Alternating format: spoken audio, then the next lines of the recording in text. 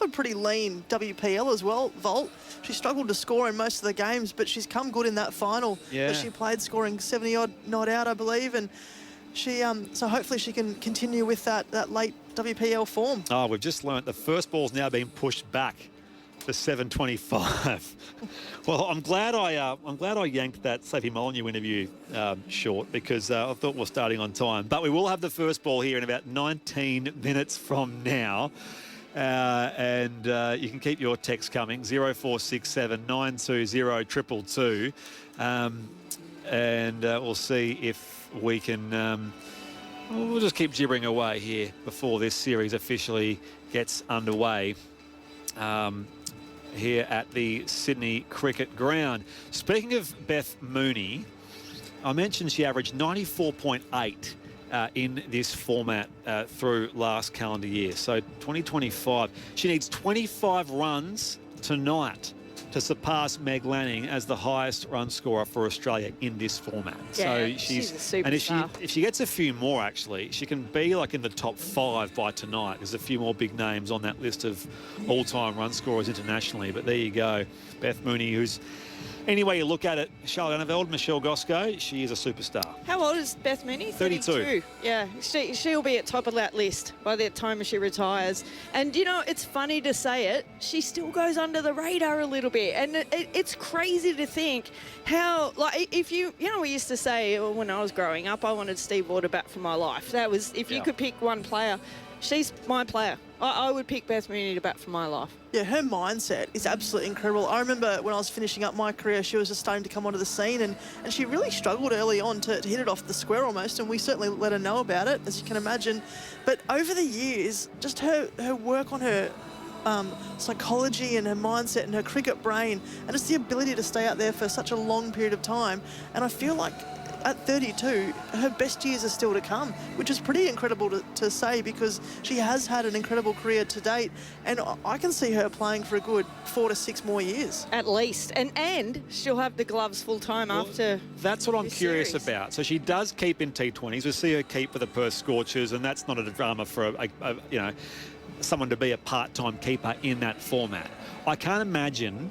At 32, she'd be keen to be a full-time keeper across all 3 formats. So that begs the question, post-Elisa Healy, who that keeper may be. Now, Nicole Fulton has been sort of the Australia A keeper. You've got the likes of Talia Wilson, Georgia Redmayne as well. But Fulton's probably it. But does Beth Mooney want to be the full-time keeper is the question. Well, she's done it. I mean, Elisa Healy's been injured quite a number of years, hasn't she, at times? So she has had to take the gloves. And, I mean, look, she does it throughout the WBBL, as you mentioned. Yeah, I think she would, but it is a big workload for her opening the batting in most of the formats. So, yeah, whether she does, but I agree. I think Nicole Fulton's probably the next one. She played on Friday night in the Governor-General's 11. She's the one with the Australian contract as well. So, but, I mean, there's Maddie Dark as well coming through. There's so many keepers around. We're so blessed around Australian cricket.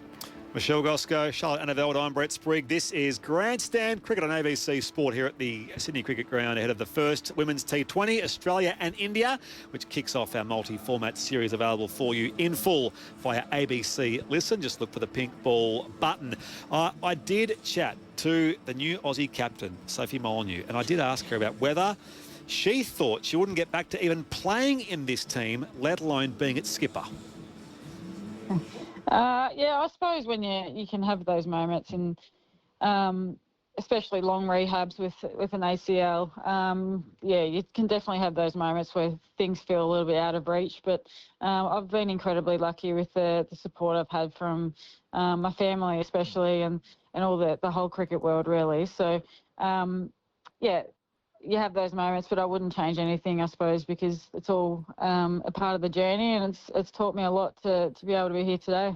As you said, there are leaders in this squad, and it wasn't until I spoke to Alex Blackwell, another former Australian captain, on this program a few weeks ago, and went through the roll call of candidates of which you were a part, and she said, don't forget Elise Perry is there as well. She has, of course, captaincy experience, particularly in the Big Bash, but also just experience in cricket in general. How will you look to utilise the expertise in those other 10 players? Because there are a lot of Big Bash captains and vice captains in the mix.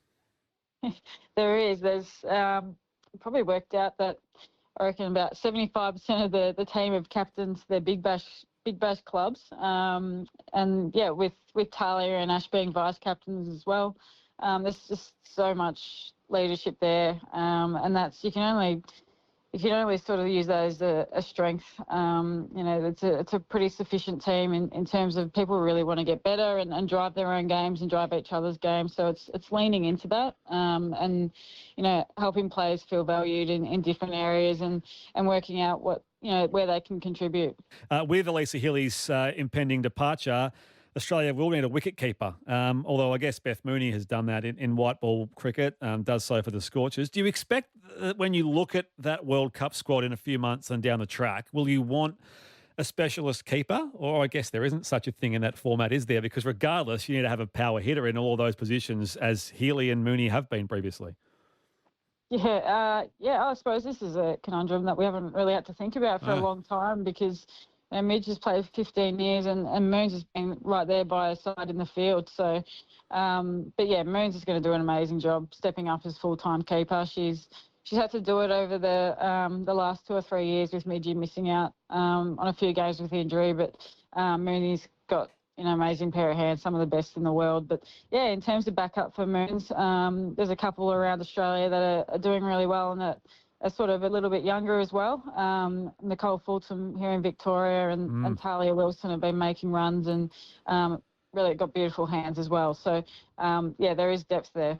On to the series in general. Nicola Carey is someone who comes back into that T20 squad, and I know you've been a part of World Cup winning squads together. She's had tremendous form in domestic cricket the past couple of years, and I sort of wonder if this heralds a different approach, I guess, to the way we look at franchise cricket in women's cricket. For those that don't know, Nicola Carey effectively knocked back a central contract a couple of years ago so that she could prioritise playing in T20 leagues and domestic cricket. She's done that in the WPL and the 100. And I wonder, Sophie, if that's something we'll see more of, similar to men's cricket, where players won't be, I guess, exiled from national selection just because they want to explore those personal opportunities.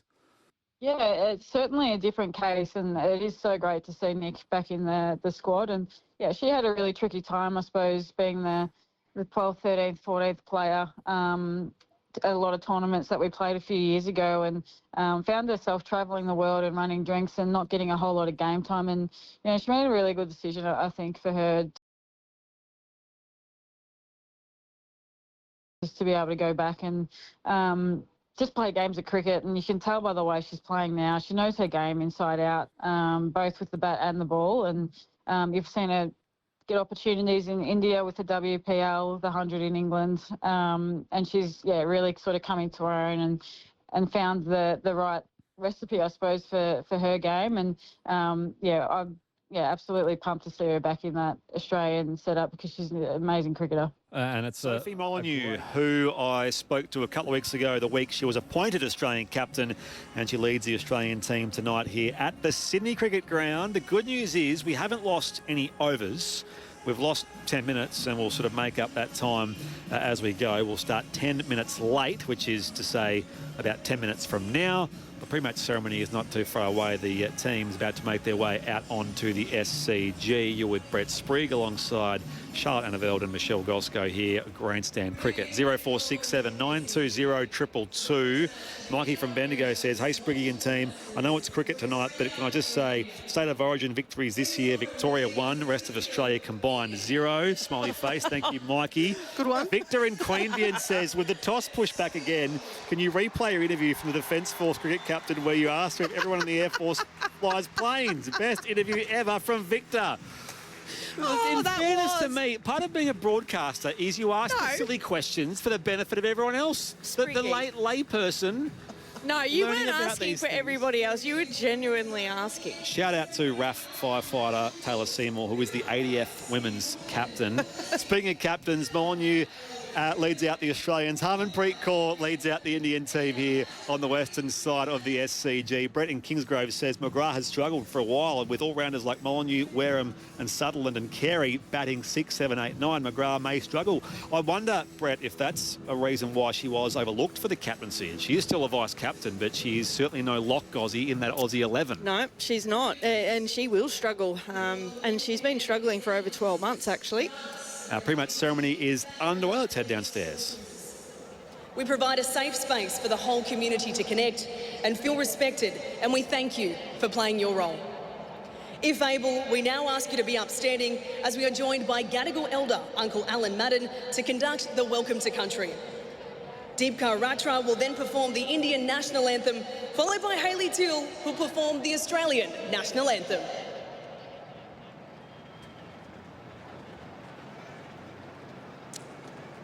Good evening. My name is Alan Madden, Gadigal Elder. For my first song, Born and bred in Redfern, the capital of Sydney. Aboriginal black Redfern, follow Manly. Welcome to country's always an honour and a pleasure. Just to give you a bit of an insight of where you are and who we are. The Australian Indian women's team. Distinguished guests, ladies and gentlemen, boys and girls, welcome to Gadigal. Welcome to Gadigal land. Where we are today is Gadigal country. Gadigal is one of 29 clans of the Eora Nation. The Eora Nation is bounded by nature's own. The Hawkesbury River to the north, Nepean to the west, and Georges River to the south. And in between those three mighty rivers is the Eora Nation. And in that nation, there are 29 clans. And the clan's land we're on this evening is Gadigal. On behalf of Cricket Australia and of the Gadigal mob, welcome, welcome, welcome. Thank you.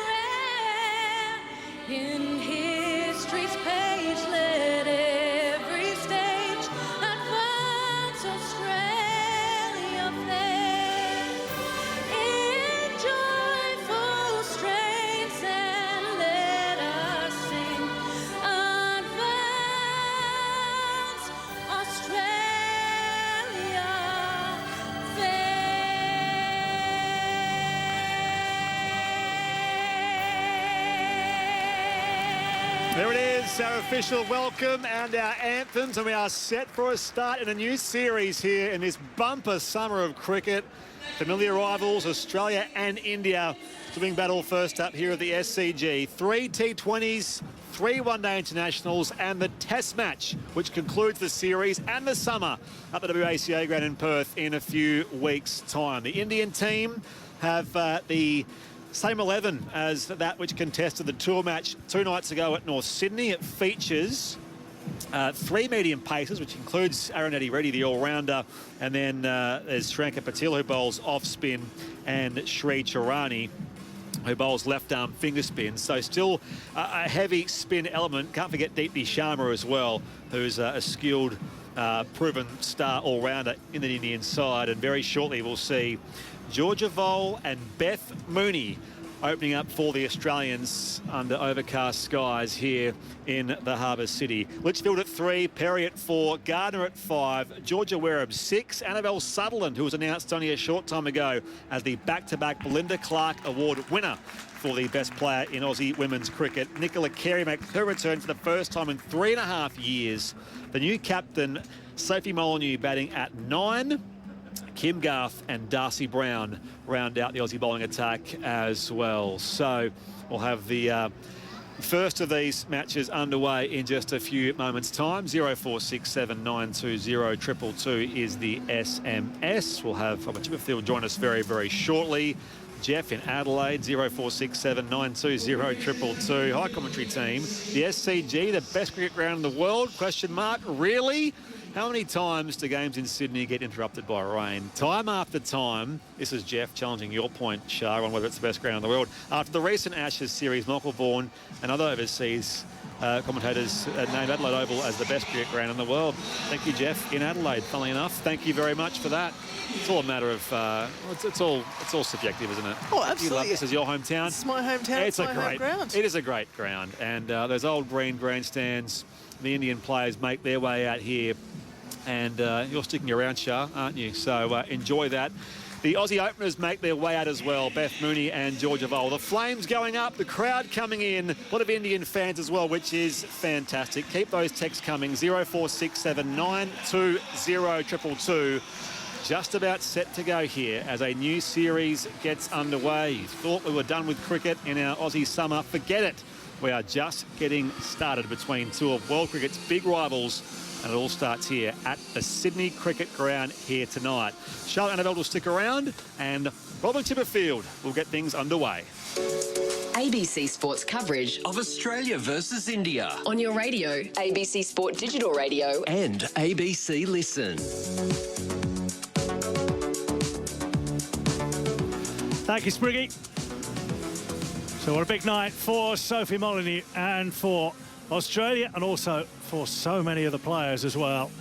It is a grey old evening in Sydney, but with a slight delay, we are about to get going here at the Sydney Cricket Ground.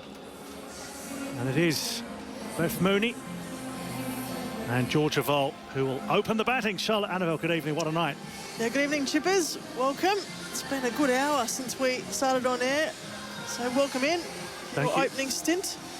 I'm really excited about tonight's game, Chippers. This is going to be an absolute crackerjack of a series. I think two very evenly poised teams. Got some incredible talent, upcoming talent as well. And this is a good opportunity for Georgia Vole to really cement her spot as this new Australian opener, taking over from Alyssa Healy. Renuka Tucker has ball in hand from the round weekend at the Sydney Cricket Ground. Remember, despite the slight delay, we still have 20 overs aside. And there's a hush at the SCG as Mooney, the left-hander, will take strike for the first time. Tackle bowls, and she's off and running immediately, is Beth Mooney, just coming forward and pushing the ball into the offside. Now Mooney, who starts the night needing 25 to become Australia's all-time leading run scorer in T20 internationals, now needs 24. Yeah, nice and proactive cricket from ball one there. Just short of a length, some good carry through to the batter. Just drop and run. Just want to get up to the other end, feel the ball on the bat. Georgia Vole will take strike. There's a slip in place in Deepti Sharma, standing next to the keeper, Risha Ghosh. And the two fielders out deep are a deep square leg and fine leg as well. And Dardy ready at fine leg. A little bit away to our left-hand side as we sit high up in the stand at the Paddington end. Georgia Voll, she likes to play her shots too, so it'll be interesting to see how she does take the game on tonight. Does she swing from ball one, or does she look just to settle herself into the innings? The Indians are just having a chat with the umpire at the moment. Don't seem too happy about something out there. Not sure what this is, but there's a delay after one ball. It's not raining. A few giggles out there, so they're not too perturbed. Tucker in conversation with Shefali Verma. Square leg umpire Phil Gillespie is coming in. Kim Cotton is the standing umpire at the Randwick end, the New Zealander. Sight screens are good.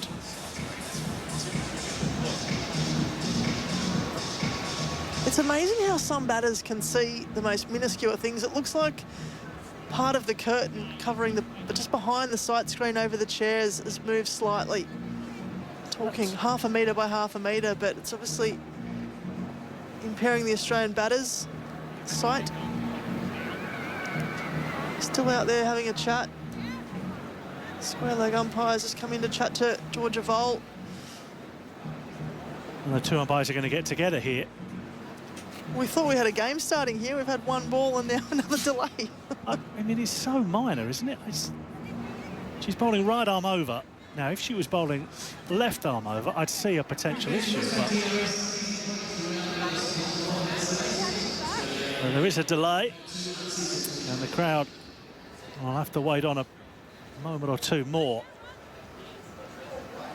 I don't think it's been fixed, but we're going to go anyway. Which is... Anyway, Tucker comes into bowl to Georgia Voll. Her first ball, she drives nicely into the offside, but it's fielded at extra cover. It's a round of applause going around the ground just for to keep the game moving as well. I don't feel good for Georgia Voll. Just releasing the pressure valves a bit, just getting that ball onto the bat. Nice off drive. Sharika Patel it was at extra cover. Here comes Tucker in again, a bit shorter of a length this time, and it's played out into that offside. Fielded by Sri Chirani, and there's no run. One off the first three balls. Australia, look at the batting lineup. Also the players that have been left out tonight, but they could shoot. Talia McGrath left out, and Grace Harris. Probably getting to, I'm going to say, all sides around the world, those three players. The next one is just down the leg side, and that'll be given as a wide by umpire Kim Cotton. It's drifted down the leg side a little bit. Voll didn't make contact, so one more added to the total. If you look at the depth of the batting that Australia has, it looks pretty formidable, with new captain Molyneux on the card at least, down to come in at number 9. Tucker in again, finds the outside edge, squares Georgia Voll up a bit. Ball makes its way out to point, and there's no run. Even Ash Gardner, she's just slowly over the years, just dropping down the order ever so slightly. She was up in that number 3-4 position for a long time, now coming in at 5. Kim Garth at 10. She can hit a ball, can't she? No rabbit at all. Good over this so far from Tucker. Comes into bowl, Voll goes big. Down the ground, over long on. Chases on for Shefali Verma. No, she won't get there. And the first boundary of the innings goes Georgia Voll's way. Fine shot down the ground, over mid-on. And 4, no wicket for 6. Well, she just leant back beautifully into that shot. Stayed nice and balanced. Just used the pace of the ball. It almost pitched 2 chippers just before the rope, but just rolled over at the last minute, just before the fielder got there. Beautiful shot there from Voll. Big smile on her face, releases the pressure. Tucker into Voll, pulled into the onside. That'll probably go for 4 as well. Out towards the Bill O'Reilly stand. Successive boundaries to end the opening over for Georgia Voll and for Australia. First over is complete. And after a slowish start, it's no wicket for 10. It was a really good start there from Takar, but Just those last two deliveries, 2 fours in a row on the bounce for Georgia Voll. Just release that pressure for the Aussies. They're all smiles out there at the moment. But the Indians, they're getting around each other. There's lots of movement in the field. There's lots of talk. You can probably hear some coming through the stump mic as well. The one, going back to their batting order, Chippers too, the one surprise for me is Anneveld Sutherland batting below Georgia Wareham. I think we might find, depending on the situation in the game, that may change. Sutherland is the powerful hitter. Georgia Wareham's more that strike rotator. Yes, I guess if wickets fall early, you may send in Georgia Wareham. If wickets don't fall, you may send in, and it's much later in the innings, you may send in Anneveld Sutherland. Exactly right. Cranty Gould has ball in hand. It's a bowl from this Paddington end. Slip in play. She's coming around the wicket to Mooney. Clips this off her toes. Full length delivery into the onside. We'll pick up 1 to square leg. No wicket for 11. Mooney doing so far what Mooney does. He moves on to 2 from 2. I think these two will complement each other really well, similar to what Mooney and Healy have done over the last couple of years. And Mooney just is a strike rotator, just looks to get up the other end early in the innings before she sets herself and goes, whereas up the other end, Healy, and now I think we'll see Voll do the same, as go from ball 1, play your shots, utilise the power play, only having 2 fielders outside that inner ring. So there's a deep square leg and a deep cover for Voll. Gould comes in and it's way outside the off stump. She tries to flick it. Umpire gives a wide. India are appealing, but she's got a little nick on that. And they might get together here to see whether they're going to review it. They're very confident, aren't they? Keeper in the slip. I reckon there was a noise that they picked up behind. Yeah, they're going to review. 1 second to go. Kaur made a split-second decision there. Very, very confident. Gosz, keeper behind the stumps. Third umpire to director. We have a player review for caught behind. The original decision is not out. I've checked the feet. It is a fair delivery. Can we move to front on, please? Eloise Sheridan is our third umpire tonight.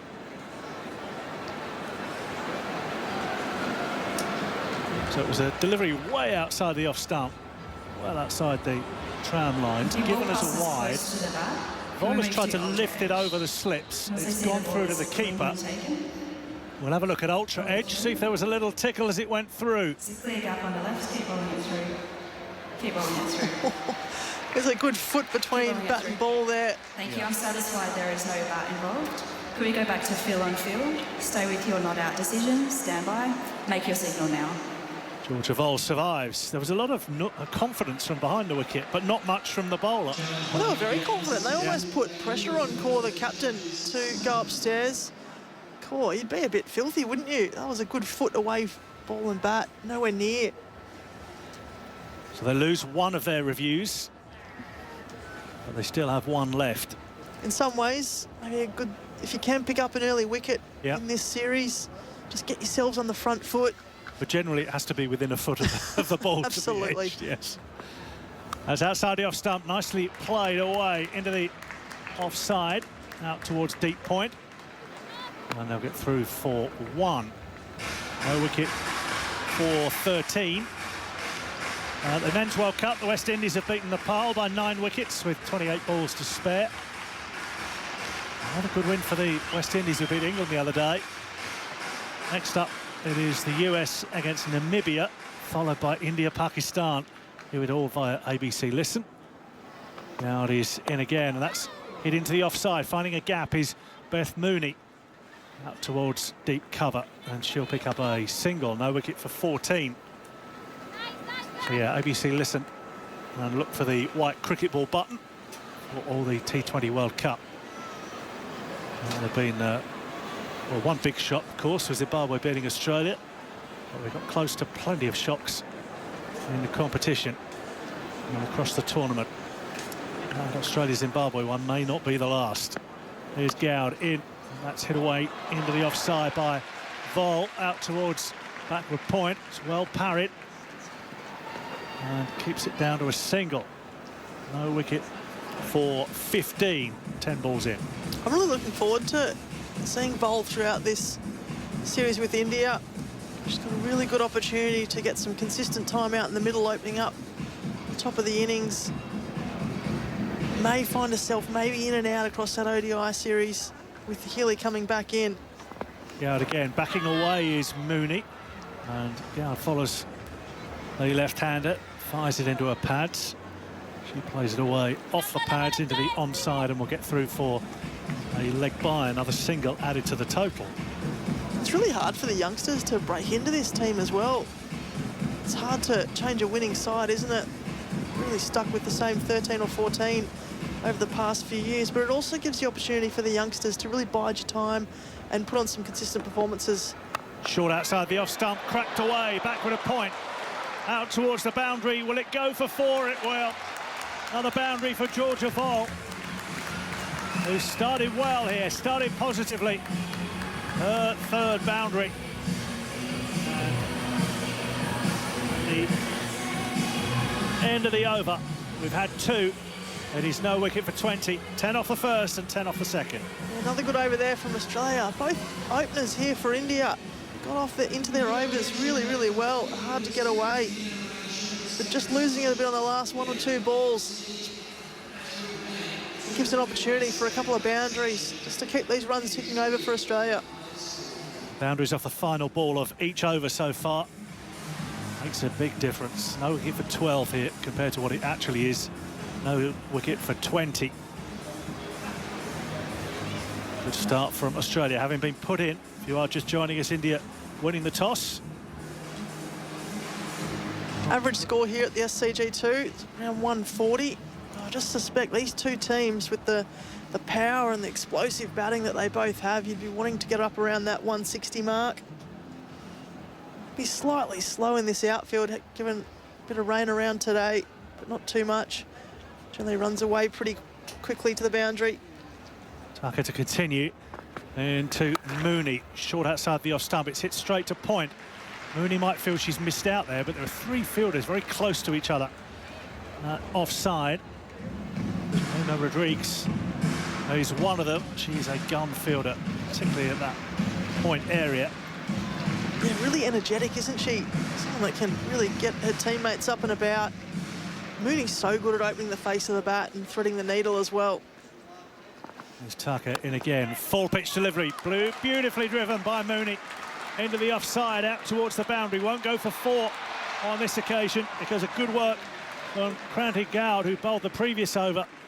She ran away to her left-hand side, dived and managed to prevent the ball going for 4. But it is still 2 to Mooney. Yeah, slower delivery there from Takor. Well weighted there from Mooney, and we just saw that outfield just slowing down ever so slightly due to the rain earlier.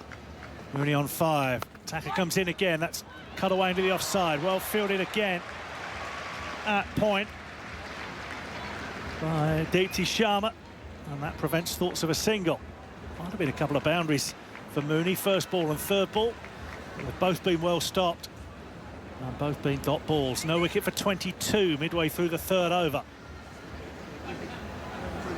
Tucker get out of this over better than the previous one. Mooney faces up, and that's hit up in the air. Sliced by Mooney, straight to cover. Gone. Catch is taken.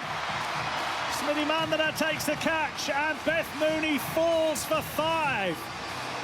Trying to go down the ground, but it's sliced off the face of the bat and went straight to cover. Mandana barely moved. Australia loses its first wicket with a score on 22. Well, that's not only a massive wicket in this first game of the T20 series, but also the entire series. India have got the better of the Australians early on. Take that momentum. So often you see Beth Mooney out early. She's normally consistent, getting 50-plus runs. Safe hands of Mandana. India will be driving off that early Australian wicket. She averaged 95, Beth Mooney, in T20 internationals in 2025. 2026 does not get off to the start she wanted. The #1 ranked batter in the world in T20 internationals. One class left-hander replaces another as Phoebe Litchfield makes her way to the wicket. These two will have batted a lot for the Sydney Thunder in the WBBL as well. They'll know each other's game really well. Phoebe Litchfield particularly is a really proactive cricketer. She'll move her feet, try and unsettle the bowlers, but also be looking to score off every single ball she faces. You can see the crowd. They're mainly made up of Indian fans, aren't they? Yeah. They went wild after that first wicket. Tucker in to Litchfield, first ball. Dabs it out on the offside, and there's no run. Feels like this will be a competitive series, doesn't it? It's not going to be a walkover. I don't think it is, given the strength of the two sides. This will be a challenge for Australia to continue their dominance at home. Yeah, I think every game is going to be incredibly close, and I think it's going to come down to that last match, that test match. Litchfield tucks this off her hips into the onside, straight to mid-wicket, and there is no run. So 3 overs have been bowled, a wicket taking over for Tucker, and only 2 runs from it. 1 for 22.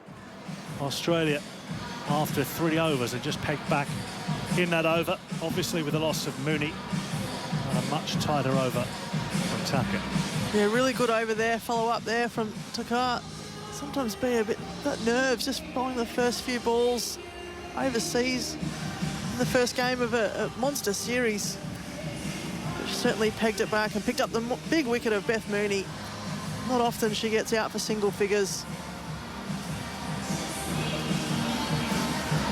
Gowd will continue on a grey night in Sydney. The rain for the time being is staying away.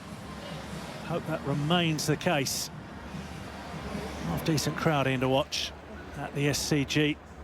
Rain may have put off a few as Gowd comes in. That's way outside the off stump. And Phil Gillespie signals wide to different parts of the ground. 3 different parts of the ground he has to signal that to. But he makes his point. We'll have that one bowled again. Yeah, and Gowd, she runs in fast, doesn't she? She puts a lot of effort into it. It's just falling ever so slightly away to her left, to that offside. You need to be standing nice and tall and straight and really following the ball to your target. Gowd in again, hit powerfully straight down the ground. That made a crunch as it came off the bat. 2 bounces and over the rope for 4. And dead straight from Georgia Vole. That is a fine, fine shot. Stand and deliver. Georgia Vole, she's come out here looking to play her shots. She's so well balanced tonight too. Often when you're going big, you can lose your shape and your balance. But she's just so still when she's striking that ball. Knows where she wants to hit it. The only issue with playing the way she's playing at the moment is because of the rain we've had. If you hit it too high, it might just pitch and stop rather than kick on and go across the boundary rope. 4th boundary. Gowd into Vole again. Oh, that's outside the off stump. Tries to guide it down through 3rd, but gets a little edge. There's a delayed, subdued appeal from India before Phil Gillespie's finger goes up. A little outside edge from Georgia Vole. And she falls for 18 from 10 deliveries. And Australia 2 for 27. Well, didn't expect to see this here tonight at the SCG. India, really well bowled front here. Just swung in and just pitched outside that off stump ever so slightly away. Georgia Vole almost tried to poke it rather than do what she's been doing well, hitting through the line of the ball. Very, very disappointed with that shot. India up and about, Chippers. 2 early wickets. Bizarre appeal, wasn't it? Almost like Gowd joined in, unless they just thought it was a formality. Well, they backed themselves more with the one that was a foot away. Yeah. Well, Phoebe Litchfield is joined by Elise Perry at the wicket. We all know what Elise Perry can do. She's been around a very long time, making her debut back in 2007 for Australia. Before she'd even played for New South Wales as well, they just thought so highly of her. She's a very, very long career. She often stands up in these big games. I'll need her just to get into her innings and just try and get a bit of stability here. Perry in her 169th T20 International. Gets a wide one outside the off-stump first ball. That has nothing to do with it. It'll be a dot ball, 2 for 27. I'm just seeing a replay. Oh, it was of the previous delivery, actually, rather than the wicket. But, yeah, very subdued from India. Almost a polite inquiry from Gowd as she turned round towards the umpire, rather than an appeal. She's in again. Full pitch delivery, and Perry drives back over her head. Very similar to how Georgia Vole played it earlier in the over. But the rain has slowed the outfield, so that won't reach the rope. Perry, though, comes back for a second. Those 2 runs will get her off the mark. And he's 2 for 29. Yeah, it looks like the Australian batters, particularly the right-handers, are looking to take Gowd on. She's not doing anything with the ball, she's bowling good line and length, but it's not doing anything, so it's a lot easier to premeditate and hit through, especially with that field up inside that power plate. Gowd to Elise Perry again. She's trying to lift this one away over the keeper from a delivery that's outside the off stump, but doesn't make contact. And through it goes to the keeper, Risha Ghosh again. It's the first match of the multi-format series. I've become a bit more accustomed to them of late. 3 T20 internationals, 3 one-dayers and the test. 2 points to the winners of the white ball games and 4 to the winner of the test. That's hit away in the air, but safe. It's drilled by Elise Perry at head height through covers, 4-4. Beautifully played from Perry, who looks in the mood this evening. That's another 4 off the final ball of the over. That's happened 3 times in 4 overs in Australia. A 2 for 33 after 4. Yeah, beautiful strike there from Elise Perry. Just leant on the front foot outside that off stump. Went in the air at waist high, but no fielders in that inner ring to catch it. Beautiful shot. That raced to the boundary, didn't it? Certainly did. Yeah, multi-format series. This is game 1. And the other thing to bear in mind is there are only 6 T20 internationals for Australia for the World Cup in June in England. Over 3 against India here, and then series against the West Indies as well. Second match of this series is Manuka Oval, Canberra on Thursday, and Adelaide Oval Saturday. Here's Litchfield getting an outside edge to this delivery. Tucker bowling her 3rd over, and it lands just short of Arundhati Reddy, who's at a short 3rd position, and there's no run. This looks a good toss to have won by India. Yeah, and Thakur's bowling short of a length, and it's getting up around that waist, chest height. Just been a bit difficult when she's got it on the money for the Aussie batters to get her away. In again to Litchfield, who's defending off the back foot, back towards the bowler. I reckon she's about spot on with that length there, just short of a length. Yeah, the ball's not doing too much. It's doing a slight bit, but nothing to really worry the batters at this point. I suspect with that rain around, the spinners will come into play throughout these middle overs for both teams. Both teams have a multitude of options. Tucker in again to Litchfield outside the off stump. Tries the drive, doesn't make contact. This is the 5th over.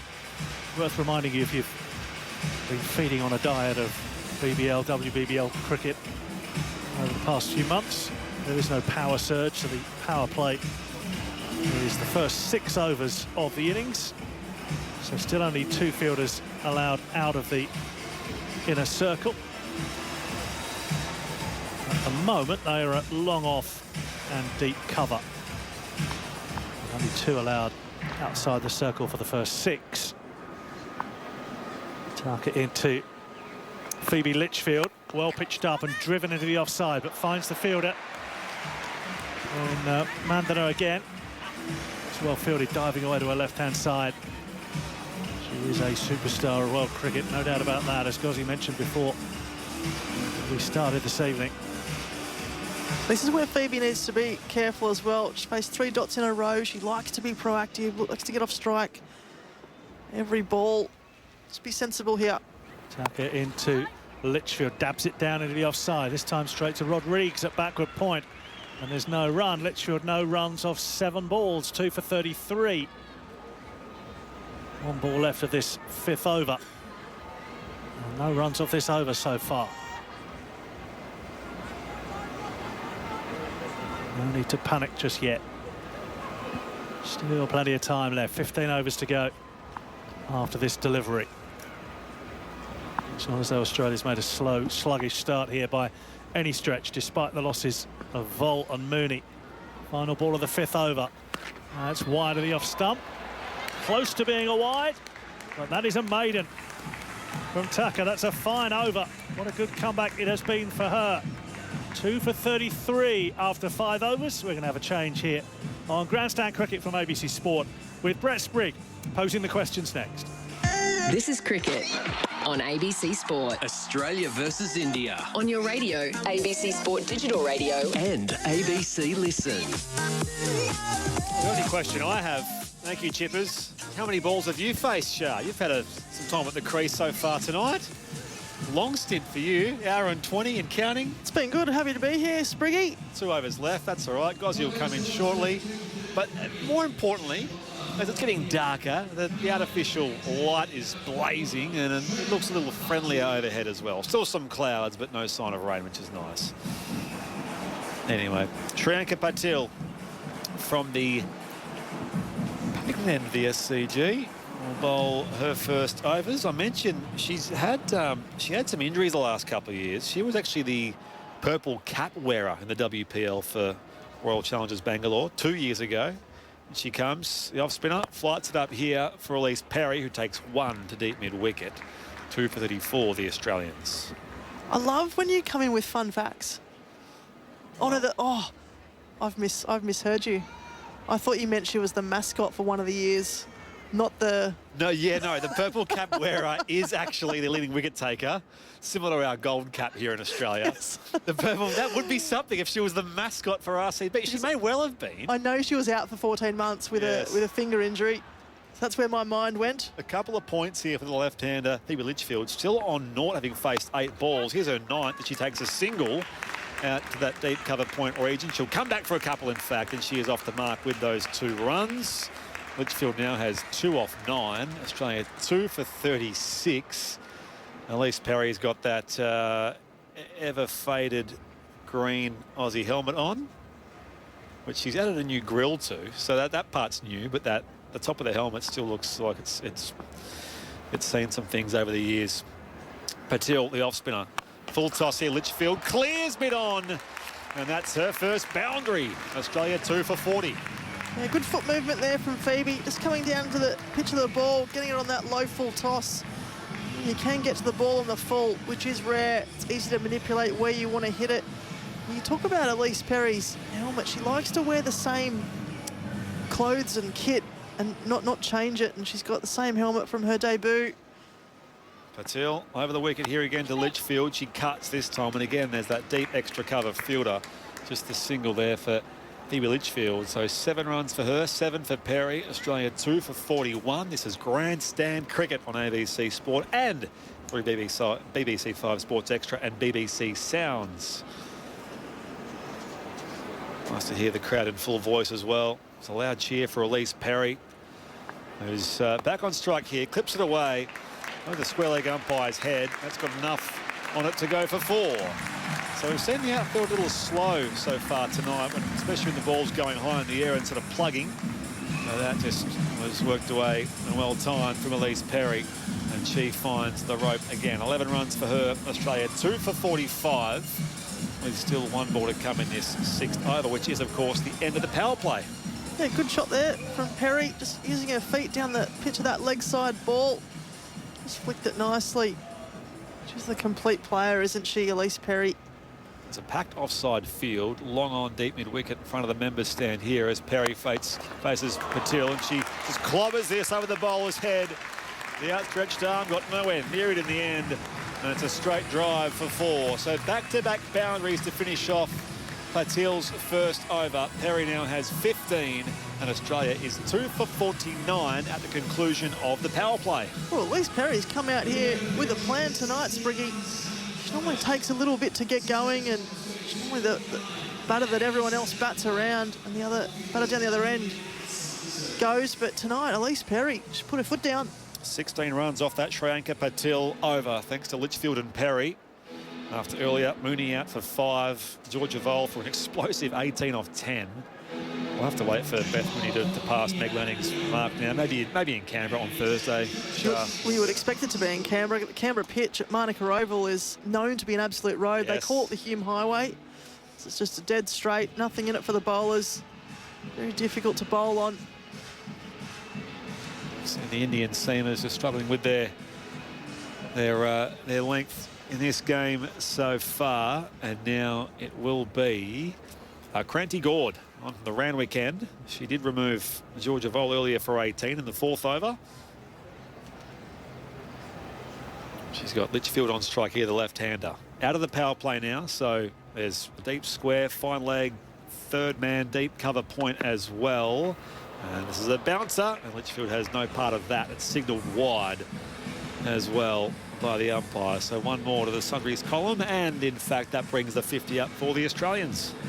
Yeah, really good start here, really from both teams. It's pretty evenly poised at the moment. India particularly picking up 2 early Australian wickets. I like Good. Not afraid to rip it in short. Just keep the batters on their toes. She'll come right arm around the wicket, Cranty Gord, to leading edge here from Litchfield. Drops there in front of the backward point. They'll scamper through for 1. Litchfield has 8 off 12 now, 2 for 51. Australia sent in by India in the first game of this multi-format series. The T20s first up. As Chip has mentioned, the points for all those games, 2 points for each of the white ball fixtures, and 4 points for the test match over in Perth in a few weeks' time. Actually, Sophie Molyneux was quick to point out to me that they have games in every major location except Melbourne, her hometown, in this series. So she's a little bit disappointed, I think. Someone needs to miss out, don't they? Yeah, well, Hobart's got the 2 one-days on the Friday and Sunday in a couple of weeks' time. Cranty Gord here to Elise Perry on 15. Looks to ramp it here awkwardly. Does well on the offside in the end, and it goes away for 4. She went right across the stumps, the veteran all-rounder. In the end, she paddled it up over her right shoulder. Down to vacant third for a boundary. 2 for 55. Perry now has 19 off 8. Yeah, interesting from Perry. I've not seen her be so intentful early on in her innings, in the T20 innings, as I am tonight. And also that little ramp shot, that must be something that she's been working on, because you don't often see her play behind the bat. You often see her really hit and try and keep it straight in between that cover, straight round to that mid-wicket region. Scored the 4th most runs in the most recent WBL as well, Elise Perry. Proven competitor at all levels. Digs out a full ball here from Cranty Gord, down to long on for a single. 2 for 56, the Australians. So Hobart does have those ODIs at Bellerive on a Friday and Sunday. They actually had to move the men's domestic one-day cups. The Dean Jones Trophy, of course, they're the runaway leaders of that. They earned hosting rights quite early. That was scheduled initially for the 28th. The women's ODIs were 27th, 29th at Bellerive. They had to move the men's by way of date. So it'll be in Hobart, but they'll play it on the 11th of March, I think was the date I saw. So because of the that part of the schedule. Right arm around the wicket, here he goes. Litchfield now attempts the ramp, and this again travels down towards that vacant part of the ground in front of the sight screen for 4. So she matches the feats of Perry, the young left-hander Litchfield, and has another boundary to her name. She's 12, Australia 2 for 60. Well, that one went quite slowly after it hit the grass, and Reddy was chasing it, and then she kind of just stopped. I reckon if she had put in, she would have stopped that and only gone for 2 there. Really got to put in every single ball, as we know in T20 cricket. Seen a few of those lofted shots just sort of pitch and sort of plug in the ground, haven't we? So yeah, you got to put in. Litchfield's now 12 off 13. She was none off 8. And she charges here at Cranty Gord, goes inside out, clearing backward point in the end, and 4 more. So back-to-back boundaries for Phoebe Litchfield. And Australia now 2 for 64. Yeah, another good boundary there for the Australian. She's not looking quite comfortable yet, Phoebe Litchfield, but at the moment it's coming off, and sometimes you can just ride your luck a bit. They start finding the middle of the bat, and that's where you can be really dangerous and some big scores. I'm really liking watching how Elise Perry's tackling this innings. She's someone that continually evolves her game and always finds ways to get better, whether it's with the bat, the ball, or in the field. Mid-wicket was coming up initially. Now she's going to go back and stay there at our corner, and the deep backward square comes up inside the rope. That's Sri Charani as Kranti Gord, young seamer, comes around the wicket. And this is another short ball outside the off stump, pulled away by Litchfield. Work to do for the mid-wicket fielder, and she slides and won't get there. So 4 boundaries in the over, 3 straight for Phoebe Litchfield, who ticks along now into 20. Perry also has 20 at the other end. Australia 2 for 68 at the completion of their first 7 overs. Sent in by India. Great to have your company here at the SCG. Brett Sprigg alongside formerly Charlotte Anneveld, and now Michelle Goszko has rejoined us in commentary here. Former Australian batter, Test double centurion on debut, World Cup winner. Hello, Gozzy. Good evening. Thank you for that warm welcome. Well, I'd like to you've got a very impressive CV. See what is impressive, at least Perry actually will reach a milestone during this series. Wow. She has now played, this is her 348th match across all formats. So she'll play her 350th in the Adelaide T20. She's got 2 new middle names, Benjamin Button. Yeah. Going the other way. She's aging backwards. Unbelievable. She will be there in a couple of years' time at the Olympics. Yeah, it's quite extraordinary. 35 years of age, so still some cricket ahead of her. And now Arundhati Reddy, one of the more experienced all-rounders in this Indian lineup, bowling a medium pace from Paddington end here to Elise Perry coming forward. Litchfield was halfway on the wicket. She was sent back by Perry, and no chance of a run off that first ball bowled by Arundhati Reddy. The first ball, the 8th over.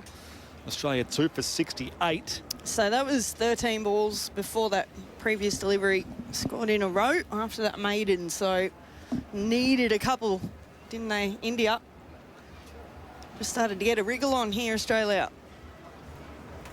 Perry 20 off 10 facing Arundhati Reddy, and she goes the lofted drive here, mid-off running back. Great catch back with a flight from the skipper. Harmanpreet Kaur facing the sight screen, had the lunge and leap, stick out both hands, and she removes the very dangerous Australian legend Elise Perry. They lose their 3rd wicket for 68. Brett Sprigg, we know that you call for ABC, another sport here at the SCG in winter.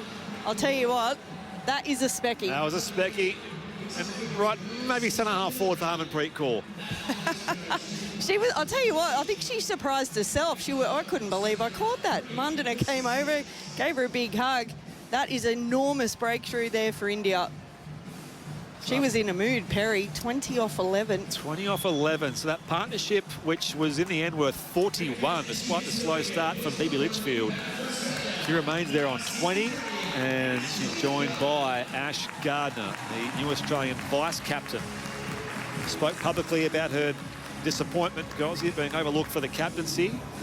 Has an opportunity here to really, well, I'll say rescue things for the Aussies. They've now lost Mooney for 5, Vol for 18, Perry for 20.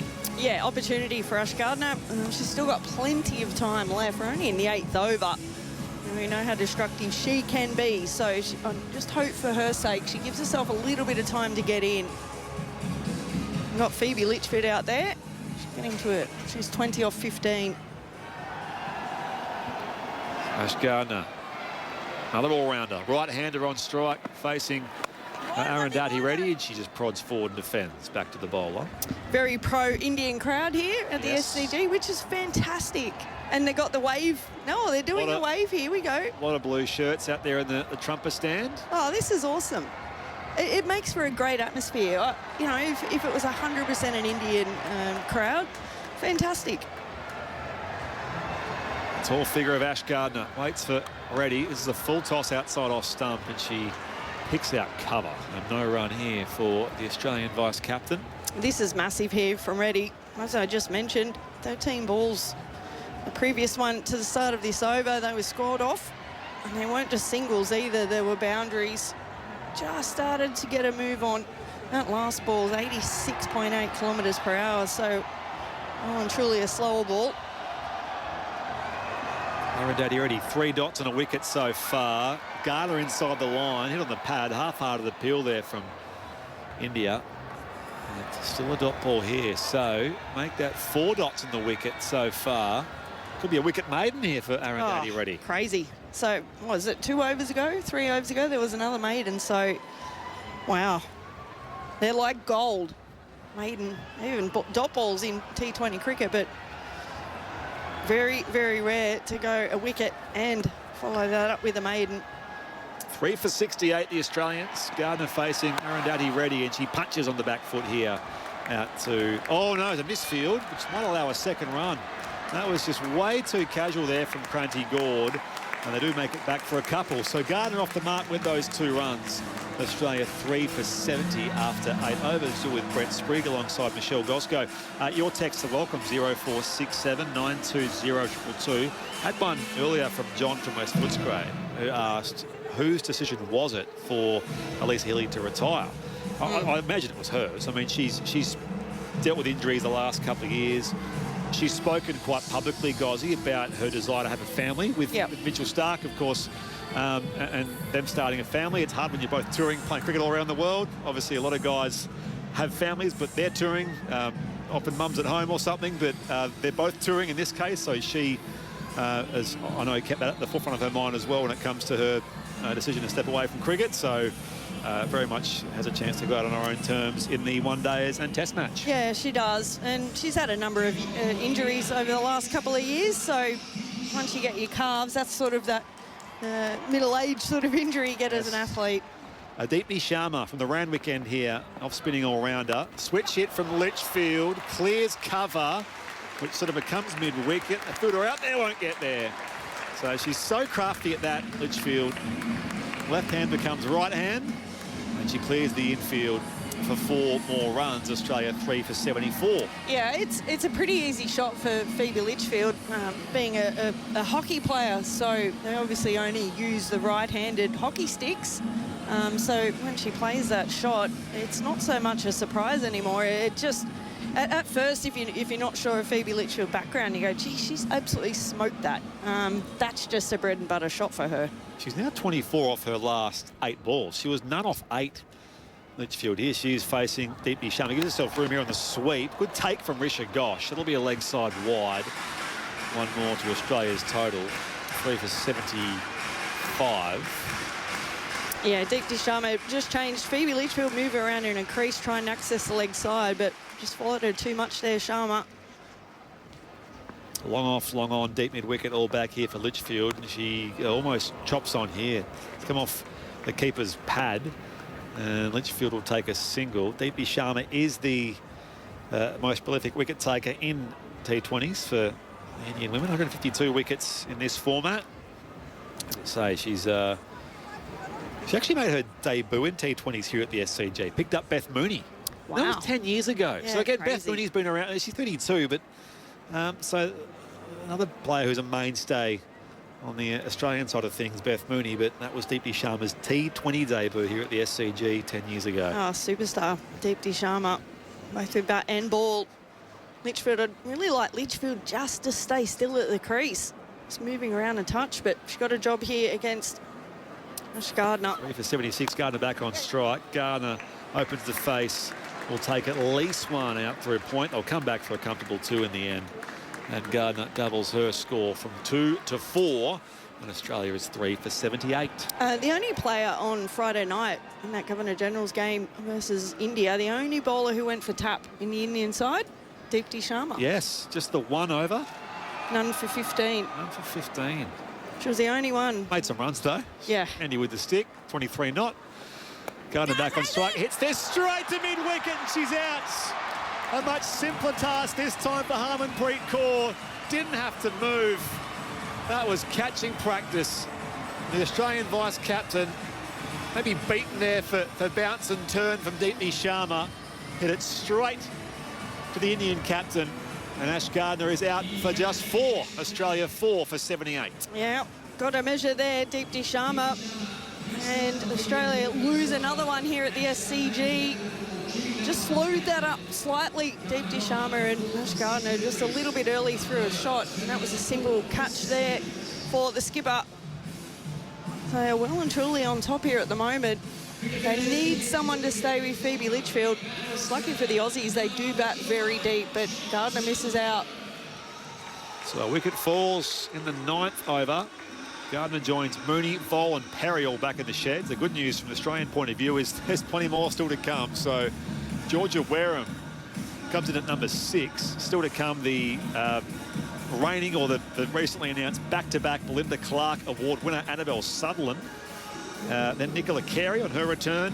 Sophie Molyneux, her first game, by the way, since the World Cup semi of 2024 in this format. So I mentioned the time that Nicola Carey's had out, but the captain herself, Molyneux, hasn't played in this format for well, a year and a half, I suppose. Had her share of injuries throughout her career. Here is Georgia Wareham, right-hander.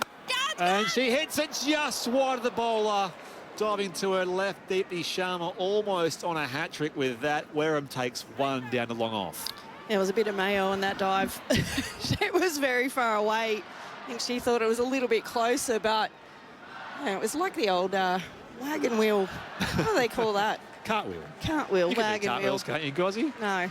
When I told you there was catering tonight, you were doing cartwheels. I said there were pizzas and actual food provided, not stuff you have to buy or bring yourself. You were doing all kinds of things.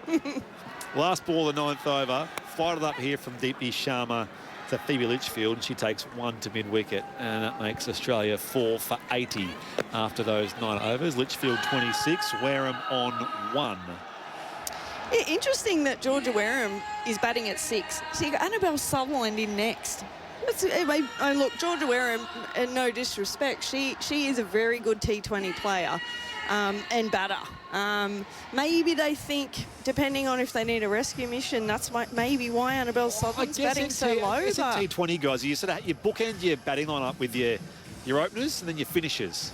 And I guess Sutherland's potentially a Tim David, Glenn Maxwell type. Yeah, possibly.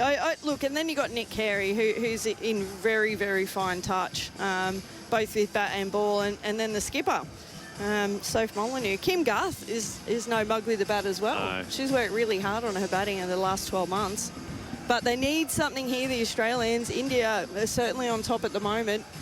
Run rate's up, but the wicket column is hurting the Aussies at the moment. 4 for 80 after 9 overs here at the Sydney Cricket Ground. Arundhati Reddy from that Paddington end in front of us here into Litchfield, and she skies this up in the air. Simple catch here for the keeper, Risha Ghosh.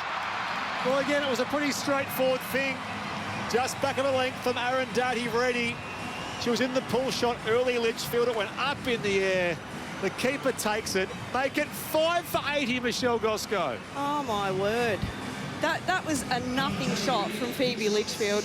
It's a good piece of bowling, but it was more the length of it. It was around that sort of hip height, and Phoebe Litchfield came on the front foot, tried to hoik it backward a square, but that shot wasn't on. That was a simple catch, and now all of a sudden at the drinks break, the halfway mark, the Aussies are in deep trouble here at the SCG. Well, deeply trouble as it was at the other end a short time ago.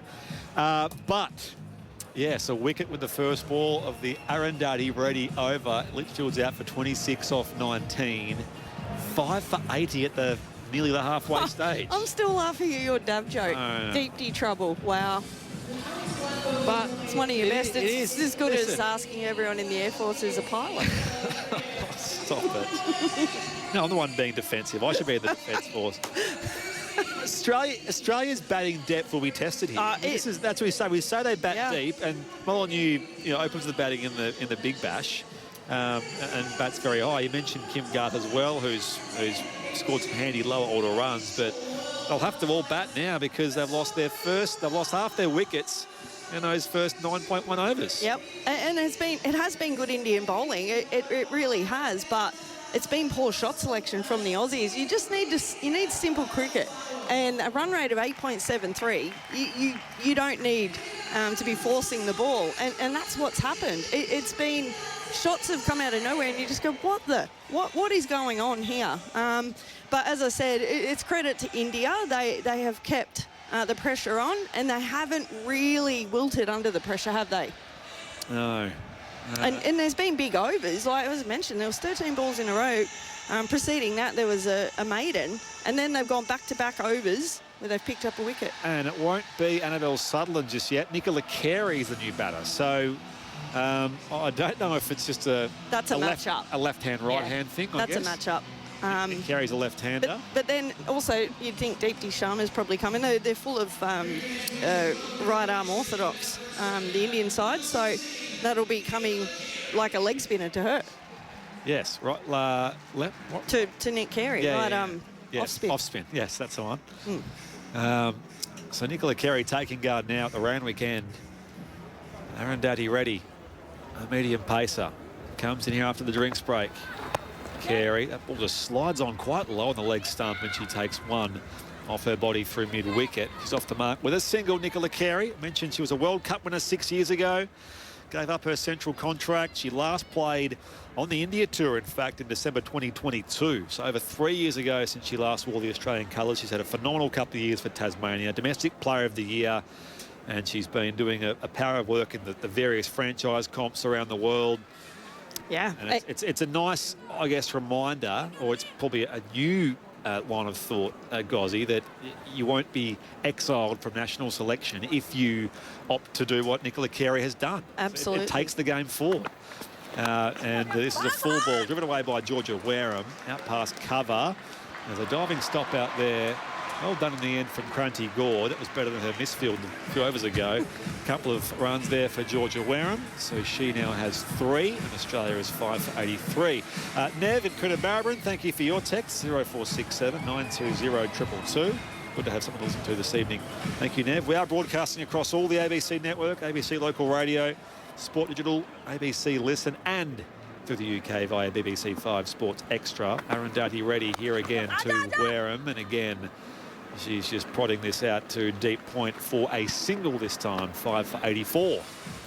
Yeah, and I am really proud of Nicola Carey. Like that took some guts to go and knock back.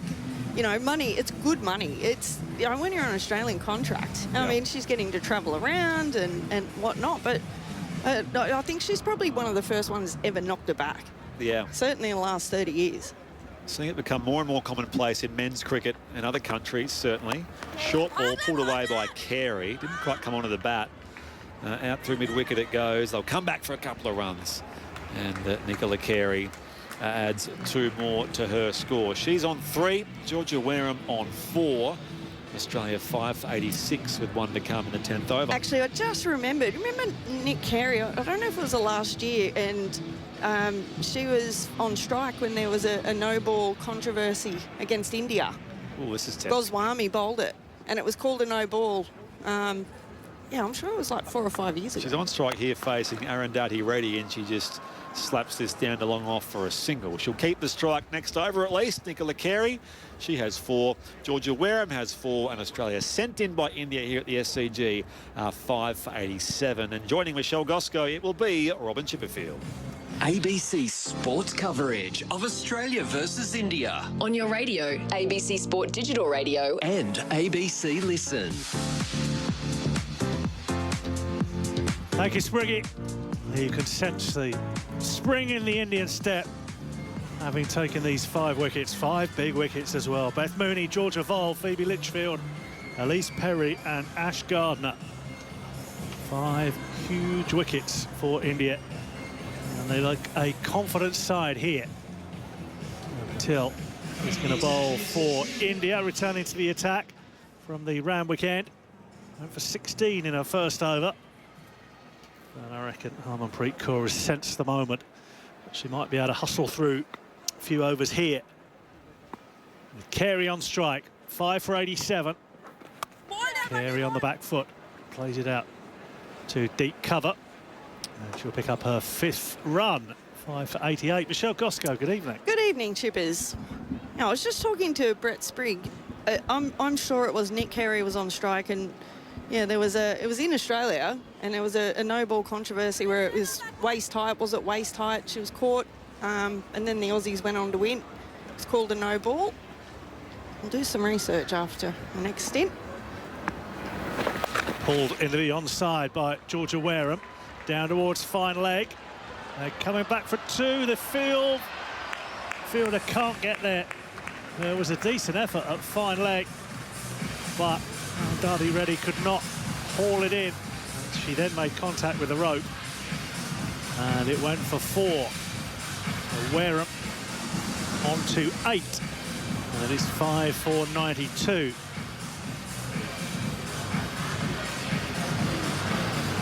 Thank you to Brett Sprigg, just giving me the information after this ball. I'll rehash it. Till in again. Full delivery driven out towards backward point. Sharma Fields no run. Yeah, it was 2021, September 24, 2021. And Nick Carey was on strike. Goswami was bowling. Yasi Gabati pouched a full toss that was delivered at Nick Carey, where it was caught. Patel in here to Wareham, pulls powerfully into the onside, out towards deep mid-wicket. Fielding out there is Gold. They come back for 2, 5-for-94. So there was relief. It was last ball of the game, and there was high fives everywhere from the Indian side, and then it was controversially called back in. And for being over waist high? Yeah. So that was Nick Carey. Welcome back to the Australian side here against India. Patel in again. The off spin, quicker delivery, and Wareham tucks it off her pads into the onside, out to deep mid wicket. Get through for 1, 5-4-95, and Wareham on to 11. It has a feel at the moment, sort of these middle overs in 50-over cricket, doesn't it, at the moment? But that's what's needed from the Australians. Milk the bowling. Yeah, the issue for the Australians is the wicket's down, isn't it? It's not necessarily the run rate, which is fine. Carey plays it out to backward point, and there's no run. Yeah, end of the over. 11 have been bowled. It's 5-for-95. Michelle Goszko. Yeah, you lose another one here, Chippers. Yeah. You're in a world of hurt. I mean, we mentioned a few times the Australians bat deep, but it doesn't matter how deep you bowl, or bat, sorry. If you lose another one and you're 6-for, still plenty of overs left. There is rain forecast to come as well. So, you know, at the moment, India are in the box seat. Yeah, very much so. And do you agree with me? You can sense a kind of confidence about them. Oh, they're absolutely confident, and they should be. You know, they've got the crowd, the majority of the crowd here to watch these world champions. I feel like for India, they got the monkey off the back. They literally got something they've been aiming for so long, and they got it. And now all of a sudden there's a belief, and it's like the crowd, the population of India have belief in this side, and it is starting to sort of come through with their cricket. They're not coming here just to fill numbers. They want to win. Sri Rani comes on to bowl for India. Just her 11th T20 international, but she's taken 15 wickets at 19. So a little bit about it. There's Chirani. Left arm spin around the wicket, bowls to Wareham, plays it back down the pitch, and there's no run. But you were kind of waiting for a long time for Indian women's cricket to really take off, weren't you? Given the population and the fascination with cricket in the country. Sleeping giant. Yeah. That giant has been awoken, I reckon. Chirani in again, short outside the off stump and chopped away by Wareham. Out towards deep cover. Well, it's a little bit like how the men's side used to be. Yeah. You've covered a lot of cricket, Chippers. You know, back in the 80s and whatnot. No experience. But back in the 80s, even for me, like if the Indian side used to come here, it was, I wouldn't say easy for the Australians, but, you know, there was a couple of good players that in the side that, you know, could take a game away from the Aussies, but the depth wasn't there. Certainly is now. Chirani. And to Carey on the back foot, punching it out to point, or extra cover rather, Harmanpreet Kaur fields, and there's no run. And let's remember, Australia doesn't hold a World Cup title at the moment. First time in a long, long time. Chirani to Carey, tries to lap it down towards third, makes some contact, it kind of balloons in the air to where maybe Gully would have been. And she'll get through for 1. And then you go, okay, well, if India win today, who's got more to lose? Oh, it's probably the Australians. They're the ones at home. They're hurting off the World Cup. What happened there? Yeah, India certainly full of confidence. I know it was 50 over cricket. A lot of the members of this T20 side were a lot of the players in that 50 over World Cup. That's floated up, hit away into the offside, out towards extra cover. Mandana gives up the chase. That's a fine shot from Georgia Wareham. Picks up 4 with the cover drive, and she moves on to 16, and the 100 up for Australia towards the end of the 12th over, 5 for 101. Yeah, really good shot from Georgia Wareham. She is a quality player. Good acceleration, but good cricket shots as well. Final ball of the over. Between the umpire and the stumps comes Churani. And that's worked back past the bowler up towards long on. Intelligent single to Arundhati Reddy.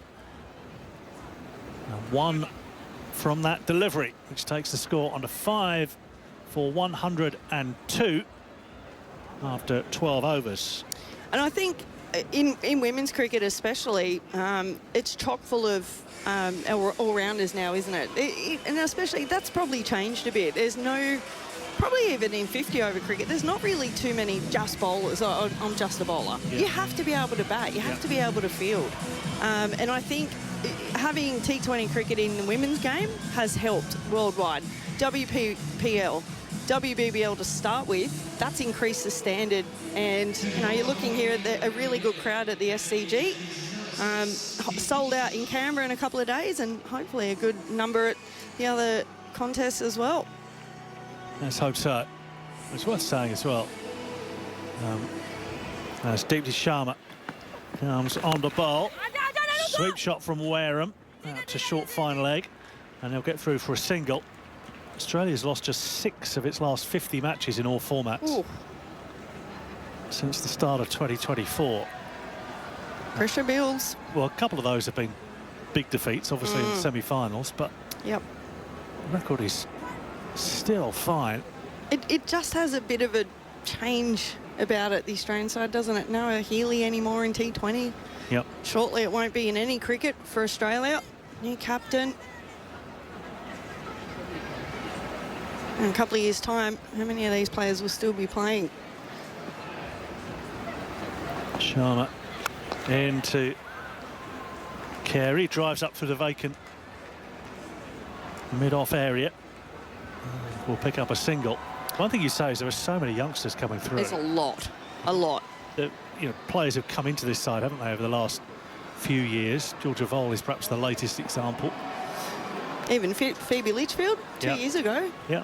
She was a newbie. And then you got Nick Carey coming back in, which is really, really good. Sharma again swept by Wareham out towards deep square leg. Through for 1. And so Litchfield's 22, Vole's 22. Well, that's 2 of your top 3. Molyneux's 28. Darcy Brown 22. Cash Gardner's only 28, so there's still plenty of youth around. And more pushing as well, you'd say, around the country. Sharma floats this one up, slower ball, and all that Carey can do is hit it straight to cover, but it's misfielded by Harmanpreet Kaur. Rebounds off her leg, and they're able to scamper through for a single. Little bit damp. It was funny. I was watching, so the misfield a few overs ago by Gord. There was a death stare from Harmanpreet Kaur. She can't really give herself one, can she? No. Always dangerous. Although as good a fielder as she is, then you're pretty confident, I reckon. That's swept into the onside again by Wareham. Out towards deep square leg. Through for another single. Rebuilding task here for Wareham and Carey, which they can do because, as we mentioned, the run rate has been pretty good up to now. And they can afford to take a bit of time before a late onslaught. Yeah, it's still at over 8.3. To Sharma in again. Slow ball just outside the off stump. Delicately played, finds the gap, out through backward point and goes for 4. Nicola Carey into double figures with a fine shot. Played that with such accuracy to pick up a boundary through backward point. And after 13 overs Australia moves on to 5 for 111. Yeah, very productive over there for the Australians. There was 5 singles and a boundary off the last ball of the over. That's a coach killer. They hate those. First ball of the over, last ball of the over. And that's a really good one there. It's just showing the experience and the calmness under pressure from Nicola Carey. And it is, I look at that and go, you know what, if I'm an older player or even a 27, 28-year-old, domestic cricket for Australia, I'm looking at Nick Carey going, you know what, if I go and score a truckload of runs over a number of years, I've still got an opportunity to go back in the Australian side. Gone are the days where you retire at 28, 29 because you need to go and work. Yes. You know, you can make it back in, and we've heard about it in men's cricket. Mike Hussey comes to mind, Chris Rogers, all these players. Now you've got it in women's cricket, and it is such a good story to have Nick Carey back. Yeah, Corbin and Ed were talking about it on the Grandstand Cricket podcast, about the likes of Curtis Patterson. There's change of bowling here, but that's a fine shot down the ground from Georgia Wareham, straight and goes for 4. First ball from Anneveld Reddy is driven beautifully by Wareham. She picks up a boundary. That's 5 for 115. Yep. They were talking about the men's examples, the likes of Curtis Patterson and Peter Hanskin. But there has always been a place, hasn't there, for experienced players to find a way back in. Yeah, and I think it's great if that can happen in the women's game as well. Sprigg team under fell a little bit awkwardly on the rope. Valiant effort to stop the 4, but a little bit winded. Reddy is hit down the ground. Oh, good effort to try and get across from mid-off, but it's an unsuccessful effort, which means it whistles away to the boundary for 4 more. Anneveld Reddy with 2 boundaries off the first 2 balls of the over. That was Harmanpreet Kaur, so valiant effort. Only about 2 metres away from it. She hit that quite hard, actually. It was a good effort, actually, by Harmanpreet Kaur. So that one shot, the aerial shot, the second one's forced to change. Harmanpreet Kaur's going back on to long off. There's Reddy in again. Full-length delivery, which Wareham tries to back away and then drives through the offside. Doesn't really make too much contact with it. And there's a dot ball. Come back from Anneveld Reddy. And Chippers, all the coaches say when you're coming through the ranks, and even at this level, your job as a batter is to make them change the field. That's what Georgia Wareham has just done. This next one, he's worked into the onside and it's spilled out at deep square leg. Chances put down by Chirani. And they'll get back 4-2. That was a real opportunity. Shake of the hair from Chirani. Oh, that should have been taken. She actually probably hit it too well, Georgia Wareham. And it's been very productive, actually going ground-wise on that occasion. She's lucky to get away with that one. Good partnership that's put on 41 so far. There's Reddy. Low full toss, skewed slice in the air, straight to extra cover. Deepti Sharma takes the catch, and Wareham's fine knock comes to an end on 30. A 6th Australian wicket falls. This had a good deal of fortune about it. From an Indian perspective, it was a full toss about shin high. Wareham just did not get hold of it. Handed it straight to cover, and she falls. Why?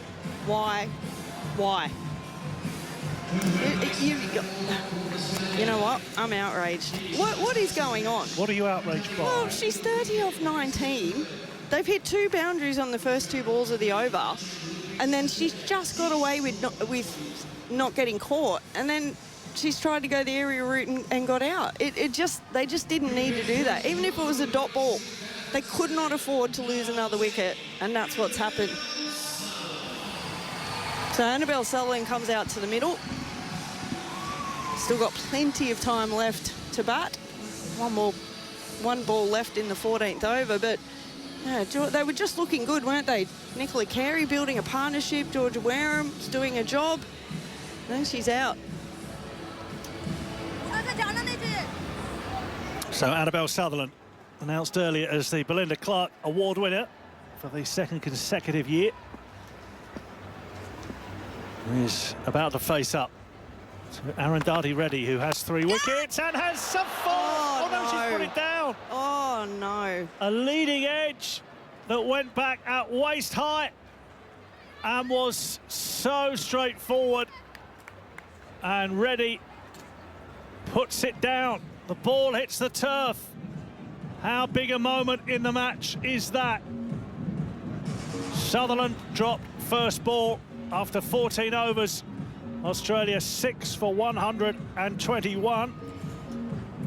And a time to welcome Charlotte Anneveld in to replace Michelle Goszko, who's got steam coming out of her ears. She's blown up already. Evening, Chippers. Yeah, pretty disappointing. Drop there. It was an absolute sitter. It doesn't get any easier than that. India dropping 2 catches in the 1 over as well. They're right on top here, the Indians, at the moment.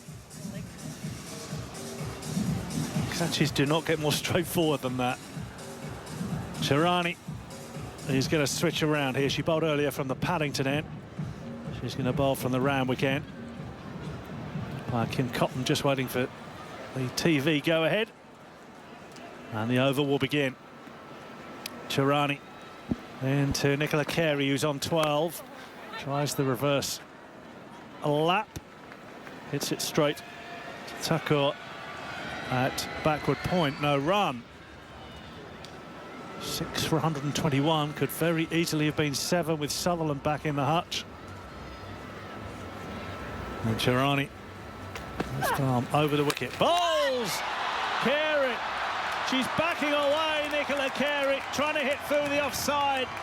And the ball crashes into her stumps. A 7th wicket falls. And Australia in danger of being bowled out here inside 20 overs. They are 7 for 121. Yeah, really good bowling there from Sharani. Nice leg breaks. Pitched it up nice and full. Carey, we know she moves laterally around the pitch, and she tries these cute little laps and sweeps and reverse sweeps. Didn't quite come off, just moved too far away from the pitch of the ball. Another wicket falls. You just get the feeling that they haven't really got a partnership going, the Australians. No batter has really got moving at all so far in this innings, and they really need a strong partnership to finish off this innings and get them up to a defendable total. The new Australian captain, Sophie Molyneux, walks to the wicket. Coming in at 9, she'd probably prefer not to have batted tonight. But she's out there with more than 5 overs to go. Georgia Wareham's top scored with 30. Phoebe Litchfield, 26. Australia 7 for 121. And Sharani 1 for 7. 2 balls into her second over. Sharani to Molyneux. First ball as Australian captain is driven down the ground through the vacant mid-off area. And Sophie Molyneux is off the mark. 7 for 122. That'll give her a bit of confidence, Chippers. Captaining for the first time this Australian women's cricket side. Certainly don't want to get out for a duck. They really put the pressure on. Molyneux had everyone up inside that inner ring and that offside. Here's Sharani. Comes between umpire and stumps. And bowls to Sutherland, who gets off the mark here with a single. Driving it all along the ground out towards cover. 7 for 123. One thing I'd say is what you mentioned earlier, which is the average score is, what, 140 odd here at the SCG in Women's T20 Internationals. They're going to get to there, you would fancy, at least. Yeah, I think you definitely want against this Indian batting lineup at least 160 plus. So we need 37 away from that. Sharani floats this one up, and Molyneux tucks it off her toes into the onside, out towards long on. And get through for 1. 7 for 124. A bit more rebuilding work to be done here before an onslaught, which you might have thought could have been the last 4 or 5 overs, but in reality it's probably going to be the last couple now from here. Sharani to Anneveld Sutherland. Sutherland hits up in the air over mid-off. This will land safely. It won't go for 4. but they will come back for 2. Sutherland got a big piece of that. Not enough timing on it to find the boundary. And that is the end of the 15th over. It is 7 for 126 here. Molyneux has 2. Sutherland has 3. I'm going to leave you, Charlotte, in the company of Brett Sprigg. Live coverage of the cricket. Australia versus India. ABC Sport, your home of cricket. Just look for the pink cricket button. Well, we might see a captain's knock yet at number 9, Shah. Well, if you're an Australian supporter, let's hope so. You're certainly going to need this partnership here with Sutherland and Molyneux to go deep, close to this 20-over mark. It's Kim Garth, we know she can hit a big ball, not always consistent. Darcy Brown, genuine number 11. So I really need these two to stay out there for the next 3 or 4 overs. Ranuka Thakur back into the attack. Paddington, here she is, bowling to the left-hander. Hit uppishly by Molyneux. Down to long on for a single. The Aussie captain now has 3 off 3. Australia 7 for 127. Ranuka Thakur took the first wicket of the innings. Beth Mooney for 5. Since then, Vol 18, Perry 20, Gardner 4, Litchfield 26. Georgia Wareham at quickfire 30 off 19. Nicola Carey the last to go for a run of ball 12. That's what's happened so far. India will know they won't have many opportunities like this to hold Australia down. Restrict them to a very low score. Even if it is just technically still a little lower than the average score here at the SCG. Long off, long on are all back here. Right-hander plays it, misses. That time, Anneveld Sutherland.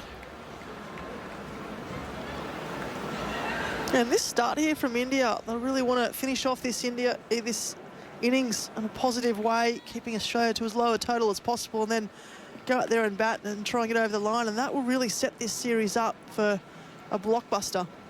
Anneveld Sutherland facing Ranuka Thakur, and she's on the drive here, straight to cover and no run.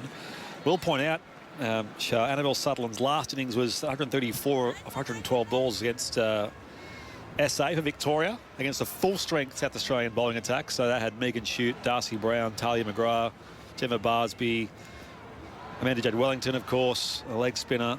So that was a very impressive 100, better than a run of ball. And she's beaten here and stunned by Risha Ghosh. She lost her balance at the crease. Anneveld Sutherland. Forget her Victorian form. She's out. She's out for 3. And Australia is still crumbling here to 8 for 127. 3 wickets in 3 overs. 3. Unbelievable. India certainly on top out there at the moment. Anneveld Sutherland just had a big day. Just checking this.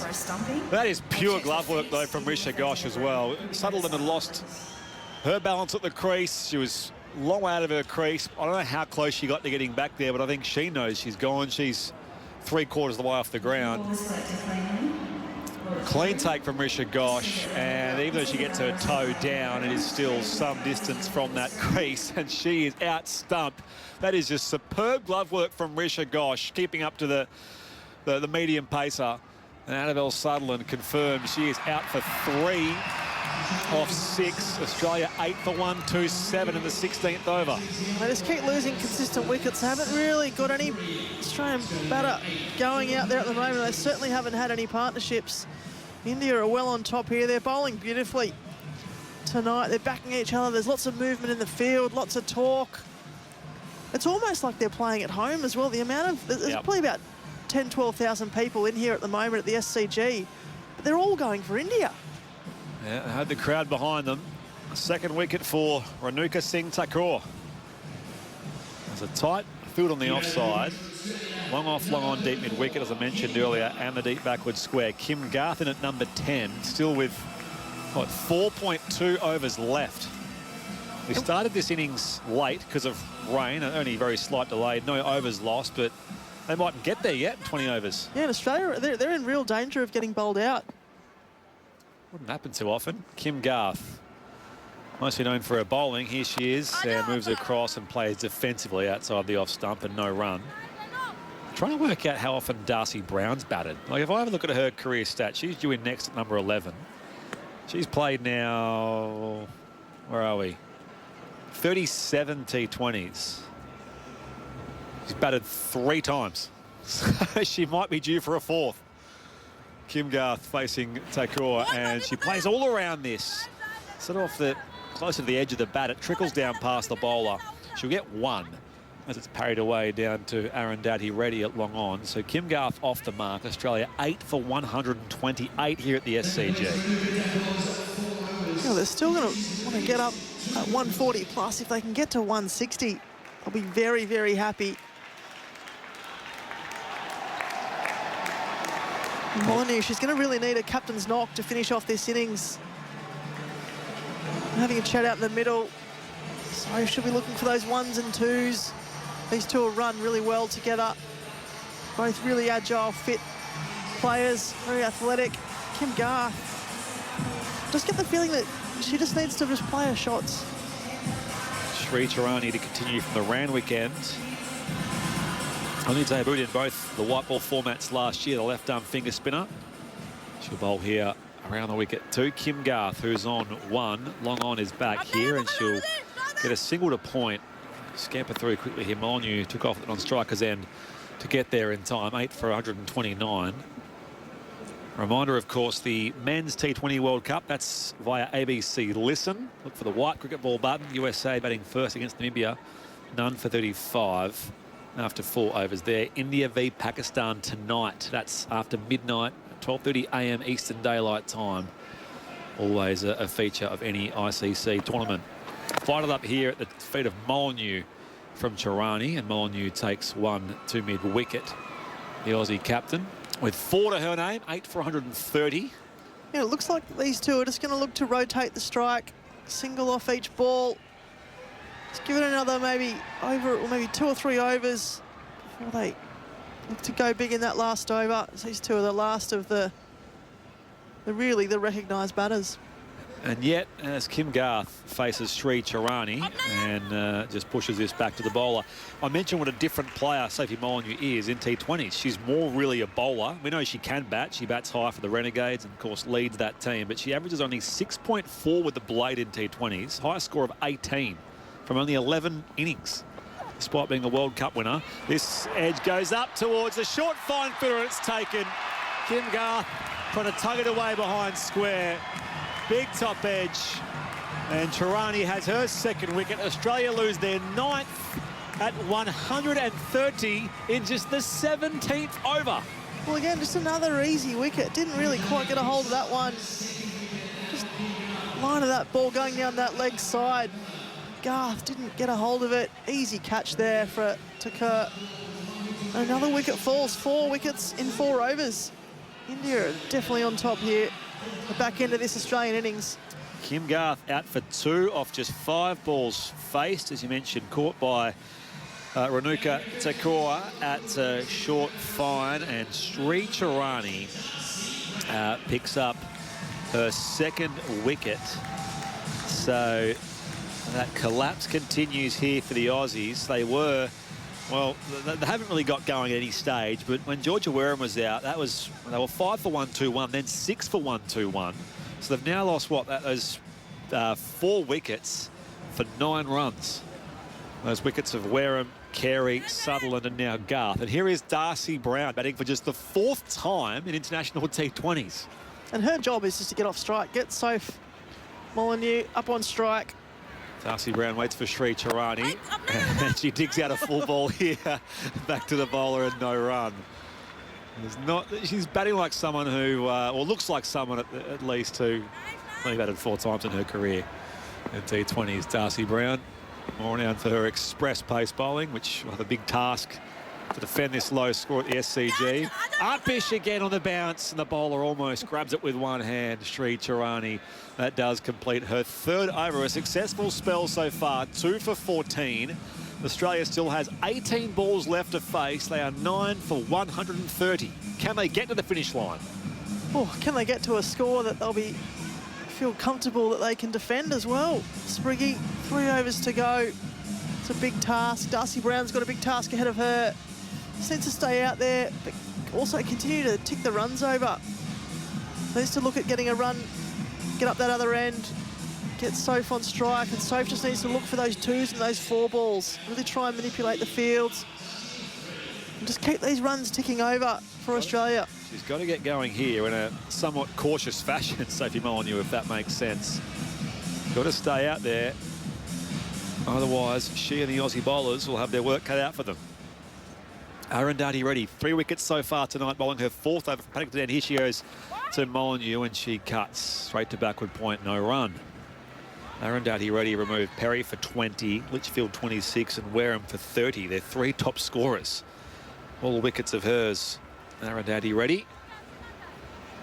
I mean, you take out those first 2 overs of the innings that Takor and Gord bowled, a couple of fours at the end of them.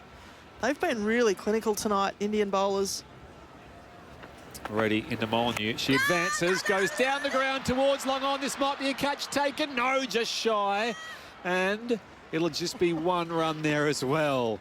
Just the single there for Sophie Molyneux. It actually landed in the end inside the circle. So despite the initiative down there from Jemmy Rodrigues at long on, she got nowhere near it, but it was just a single there for Molyneux. Lucky she didn't get a hold of it. Yeah. Either Spriggy, but Darcy Brown, God bless her, she was back halfway down the pitch going for that second one. Molyneux just couldn't keep up. So they settled for 1. Just trying to have a look as well at what Australia's lowest T20 totals might be. I mean, this is probably in the, it's probably in the bottom 15 or 20 of their all-time scores, so nothing too significant. But as far as at home especially, don't tend to see Australia dismissed so cheaply. Brown back on strike facing Reddy. And off the toe end of the bat, it goes to long off, beg your pardon, mid-off for no run. All out for 66 against New Zealand back in 2017. I was just trying to find sort of games mostly in Australia, going back to the early days of T20 in 2007. Darwin, they were 9 for 108. I'm thinking it's top 10 for lowest totals at home, as Darcy Brown skies this down to long off. A couple of bounces, and it's just the single. 9 for 132 here, the Australians. Yeah, it's interesting, Spriggy, you say that it's in the top 10 lowest scores too, because it's not that low at the moment either. 120's a run a ball, still over that, so still more than defendable. But in this day and age, with the talent of the batters coming through for both teams. When I say top 10 for low scores, should I mean bottom 10 for overall scores? Is that probably the best way of describing it? Molyneux opens the face on this. Backward point, dives across here. Throw came quickly into the gloves of Risha Ghosh, but Darcy Brown slides her bat for the single. That single belongs to Sophie Molyneux. She's now on 6. Australia 9 for 133. But yeah, just in my mind, I'm thinking it's in the lowest 10 or so for Aussie scores at home in T20s. Darcy Brown back on strike. Long off, long on, deep mid-wicket, square leg. Keep your texts coming, by the way, 0467 920 222. Arundhati Reddy in here. We go. Bowled! Nipped away. Darcy Brown clean bowl. Australia all out after 18 overs for 133. So Sophie Molyneux remains unbeaten on 6. It's a captain's knock of sorts. But Darcy Brown it was who was knocked over in unfamiliar territory with the bat in hand. Number 11 is the last batter out, and India will chase 134 to have a series opening win here at the SCG. Yeah, well, that last one just nipped away from Darcy Brown. Didn't get to the ball, played all around that. India, that bowlers, they put on a clinical display tonight. Certainly got their tour off to an absolute corker. It's a bit of a stop-start innings. Wickets falling pretty regularly, breaking the momentum of the Australian batters. They've still managed to put something on the board. 133 runs. The pressure now shifts to India and their batters. Beautifully bowling. 4 wickets for Reddy, 2 for Takor, 2 for Tirani. They really shared it around, Spriggy. Beautiful team effort there. 8, 9, 10. No, it's not in the top 10 for lowest Aussie totals at home, but that is still significant. All out for 133, and Darcy Brown is the last to go Arundhati Reddy, as you mentioned, who we heard from pre-game, 4 for 22 off her 4 overs, and that just plants the seed for plenty of excitement at the halfway stage of the first T20, the very first game of this 7-match multi-format series. Can India do what they haven't done in over 6 years, and that's win a T20 on Australian soil? We know that they're defending one-day international champions from last year's World Cup. Of course, it's a T20 World Cup this year, and they've had some great form in the shorter format as well. They have bowled Australia out here at the Sydney Cricket Ground for 133. Darcy Brown out for 1. She faced 5 balls in the end. I'll give her the entire Australia card, and then we'll get more thoughts from Charlotte Anneveld here on Grandstand Cricket on ABC Sport. But Beth Mooney was the first out, and because she is also nearing a milestone to surpass Meg Lanning as the highest run scorer in this format for the Australian women. But she was out for 5 off 8, caught by Mandana off the bowling of Thakur in the 3rd over. She lost her opening partner, Georgia Vole, for 18 off 10. She was caught behind off the bowling of Kranti Gord in the 4th over at 2 for 27. 3 for 68 when Elise Perry was out for 20 off 11, caught by Harmanpreet Kaur. That was a phenomenal catch, by the way. She was diving back at mid-off, I beg your pardon. Back with the flight, facing the sight screen, and just a superb catch off the bowling of Arundhati Reddy in the 8th over. The collapse continued. Ash Gardner, the vice-captain, out for 4 off 6 at 4 for 78. She was also caught by Harmanpreet Kaur. She just chipped that ball straight to mid-wicket off the bowling of Deepti Sharma. In the 10th over, Phoebe Litchfield was out for 26 off 19. Caught behind off the bowling of Arundhati Reddy for what was her 2nd wicket. Georgia Wareham did also provide some spark with 30 off 19. And her dismissal did trigger a big collapse. She was caught deep, bowled Reddy. And that was in the 14th over. That did, in fact, begin a collapse of 5 for 12. So from 5 for 121, all out 133. Carey 12, Sutherland 3, Garth 2, Darcy Brown 1. The captain, the new captain, Sophie Molyneux, unbeaten there on 6 off 7. Australia bowled out, even saying that is rare. The last ball, the 18th over, left 12 balls out there, and they'll now defend 133 to take first blood in this multi-format series. The Indian bowlers, you mentioned those, Shah. The bowling figures in full for Harmanpreet Kaur's Indian team. Renuka Singh, 4 overs, 1 maiden, 2 for 14. Kranti Gord, 3 overs, 1 for 39. She took some tap but got the wicket of Georgia Vole early on. Shriyanka Patil, the off-spinner, 2 overs, none for 24. She was wicketless. The rest of them weren't. Arundhati Reddy with 4 for 22 off her 4. Deepti Sharma, say less, 2 overs, 1 for 19. And Sri Charani, the young left-arm finger spinner, 3 overs, 2 for 14. It was well-rounded, and I guess, Shah, there were also moments in the game where they dropped catches, didn't let that disturb them, and would sort of, I guess, the Aussie batters wouldn't ride their luck for too long, and India would capitalise. Well, they've come here ready to play, haven't they, India? They had a good little warm-up against the Governor-Generals on Friday, which they won. You would expect the touring team to win against, the lower teams, Australia A, etc. But they've come here, they've been impressive. And whilst they did drop 2 pretty easy sitters, one from the bowler and one out at that backward square leg on the boundary, they've been absolutely clinical tonight. Everyone that's been tossed the ball by Kaur has stepped up, bowled really well. I wonder if the pitch is just holding up slightly, and that's why we saw a lot of the batters maybe play through their shots a bit earlier and get caught. But they've lost 2 overs, so they've left 12 potential runs out there, but they also faced a maiden. So essentially they've lost 3 overs, which is 18 balls, potentially 18 plus runs. How many times would an Australian team have a maiden over that they've given up in a T20? Extraordinary. So there you go. Crowd here, by the way, is just shy of 9,000, 8,995 at last check. I fancy it'll go beyond that, not by too much, but as I say, we had overcast conditions and quite drizzly conditions here in Sydney. The run chase is 10 minutes away here. India to chase 1 134 to win in the first T20 of this multi-format series. At the Men's T20 World Cup, the West Indies earlier beat Nepal by 9 wickets with 28 balls to spare. I mentioned USA v Namibia happening as we speak. You can hear that via ABC Listen. Just look for our white cricket ball button in India, Pakistan in about 3.5 hours from now, which will be extraordinary, as it always is. Can India cause the early ball over here in this multi-format series? The run chase to begin shortly here at the SCG. You'll come back with us here for that in a few moments' time, right here on Grandstand Cricket on ABC Sport. Australia. Anneveld Sutherland on 97, clears the front leg, hits it long over cow corner for 6.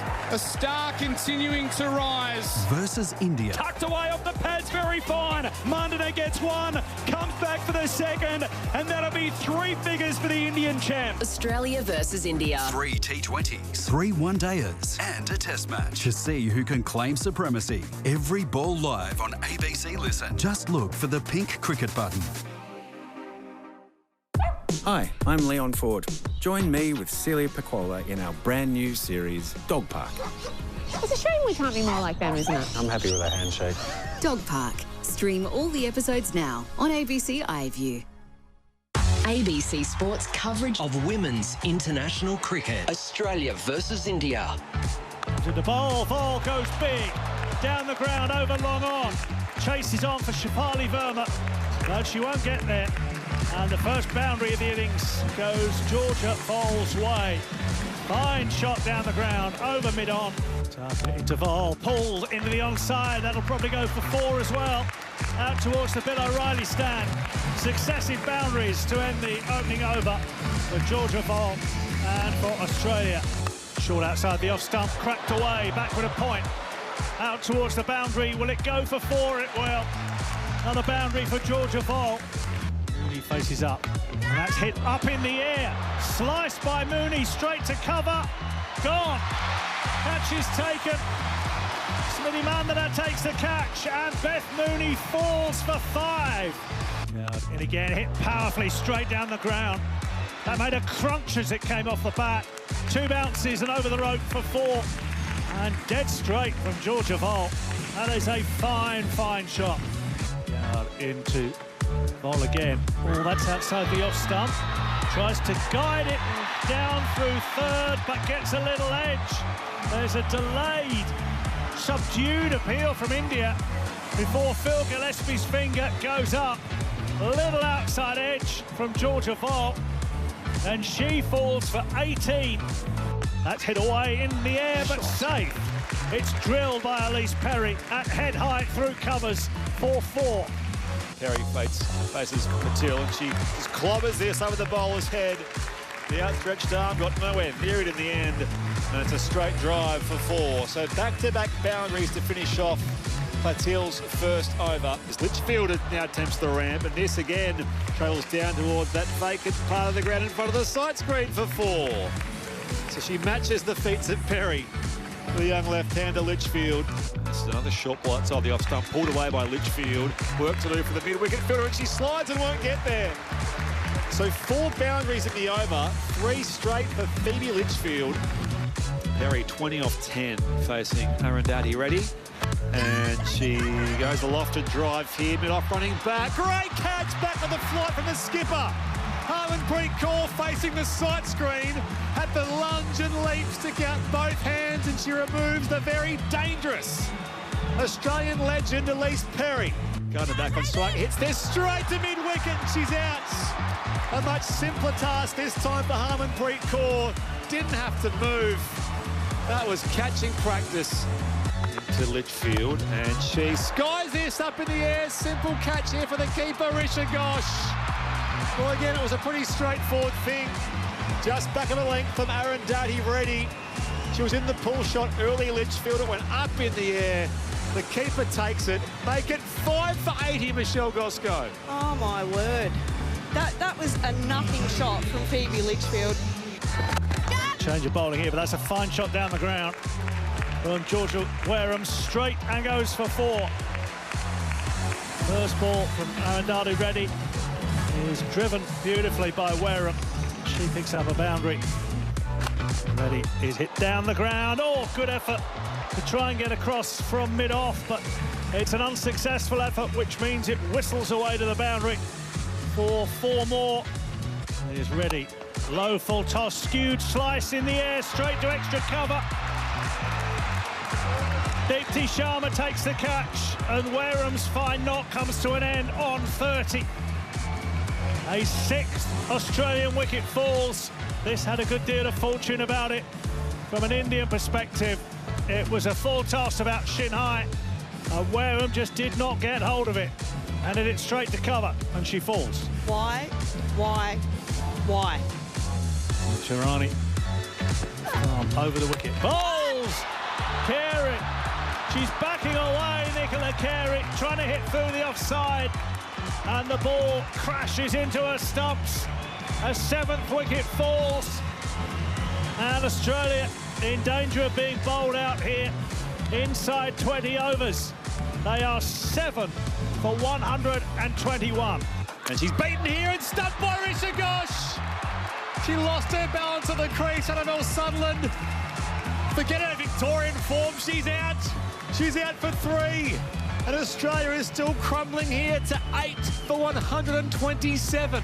This edge goes up towards the short fine footer. It's taken. Kim Garth trying to tug it away behind square. Big top edge.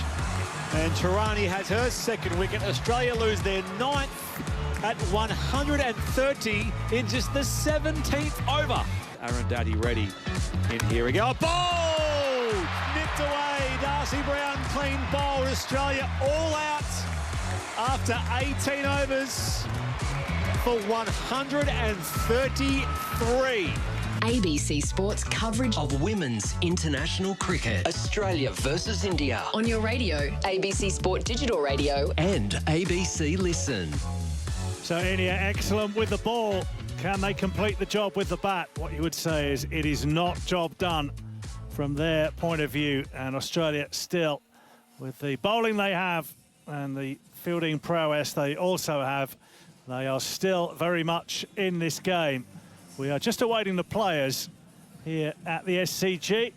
The 2 batters, Shefali Verma, Smithy Mandana, are poised to make their way onto the outfield. So too the Australian fielders. Michelle Goszko, former Australian batter, is alongside myself, Robin Chipperfield, at the start of this 2nd innings as they chase that target of 134 India. What chance Australia, Gozzy, at halfway? Yeah, good evening, Chippers. Well, look, India are on top at the moment. That's a little bit under par. I know there was discussion about the par score being 140. It's a pretty good surface. And if you have a look at the wickets that fell for Australia, it's probably 70% of them actually fell to bad shots. But it was good Indian bowling as well. They executed their slower balls to really great effect, and that caught the Australians through their shots a little bit early. Australia has a different bowling lineup. They've got Kim Garth, who swings it. It's probably a bit quicker than what the Indian bowlers are. Darcy Brown, I was going to say, I was going to go in the middle. She is genuine pace, but they need early wickets. Now, there's another player here. There's some rain around. So, you know, whether that will come in as well, I think it's 5 overs constitutes a match. Yep. So, you know, wasn't it great from the Australians not to bat out their 20 overs? Because if it goes to 6.5 overs and then all of a sudden there's a contest on, they'll rue the fact that they didn't bat out their 20. So, what could Australia do from here? Darcy Brown has ball in hand. And Australia could do with a couple of wickets. As Gozzy mentioned, there's a bit of rain about. We might need some luck to get through unscathed, but doesn't look overly heavy, certainly on the radar, and it does appear to be fizzling out a bit as well as it hits the coast. So we'll hope that continues. I thought it might have been a little bit of rain at the moment here at the SCG. It's not. It's just the fireworks. And the smoke. Yeah. Oof. We had to delay in was it a BBL game here, I think? Oh, yes, you did. Yeah. We had to wait for the smoke to clear. Nobody could see anything. Anyway, here we go. Australia need early wickets. India need a total of 134 to win here at the SCG. Darcy Brown has ball in hand. And we are set to go. Brown comes into bowl. First ball is clipped beautifully off her toes into the mid-wicket area. And Mandana is off the mark with a single. You mentioned earlier, Gozzy, what good touch she looked in the other night, and there's further confirmation of it. That was a sumptuous shot, albeit she only picked up one for it. Yeah, it's effortless. She's one of the best players in the world, and yeah, she was in good touch on Friday night at North Sydney Oval. Most left-handers are pretty good at the ball coming in on their leg side anyway, but yeah, she was.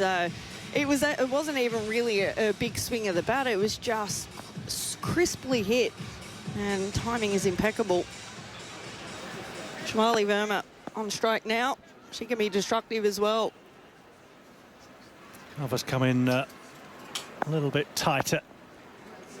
Two fielders outside the circle at deep point, a deep backward square. Darcy Brown comes in. That's tucked off her pads by Verma down towards fine leg, and she'll get off the mark first ball as well. No wicket for two. These are two accomplished players at the top, know their own games, plenty of experience, and they'll see their task of laying a platform here. Shefali Verma at the age of 22, Smriti Mandana 29, both of course with experience in the WBBL. Mandana's played for the Heat, the Hurricanes, the Thunder and the Strikers. Brown comes in, low full toss, clipped away by Mandana out towards backward square. Gets through for one, no wicket for three after three balls.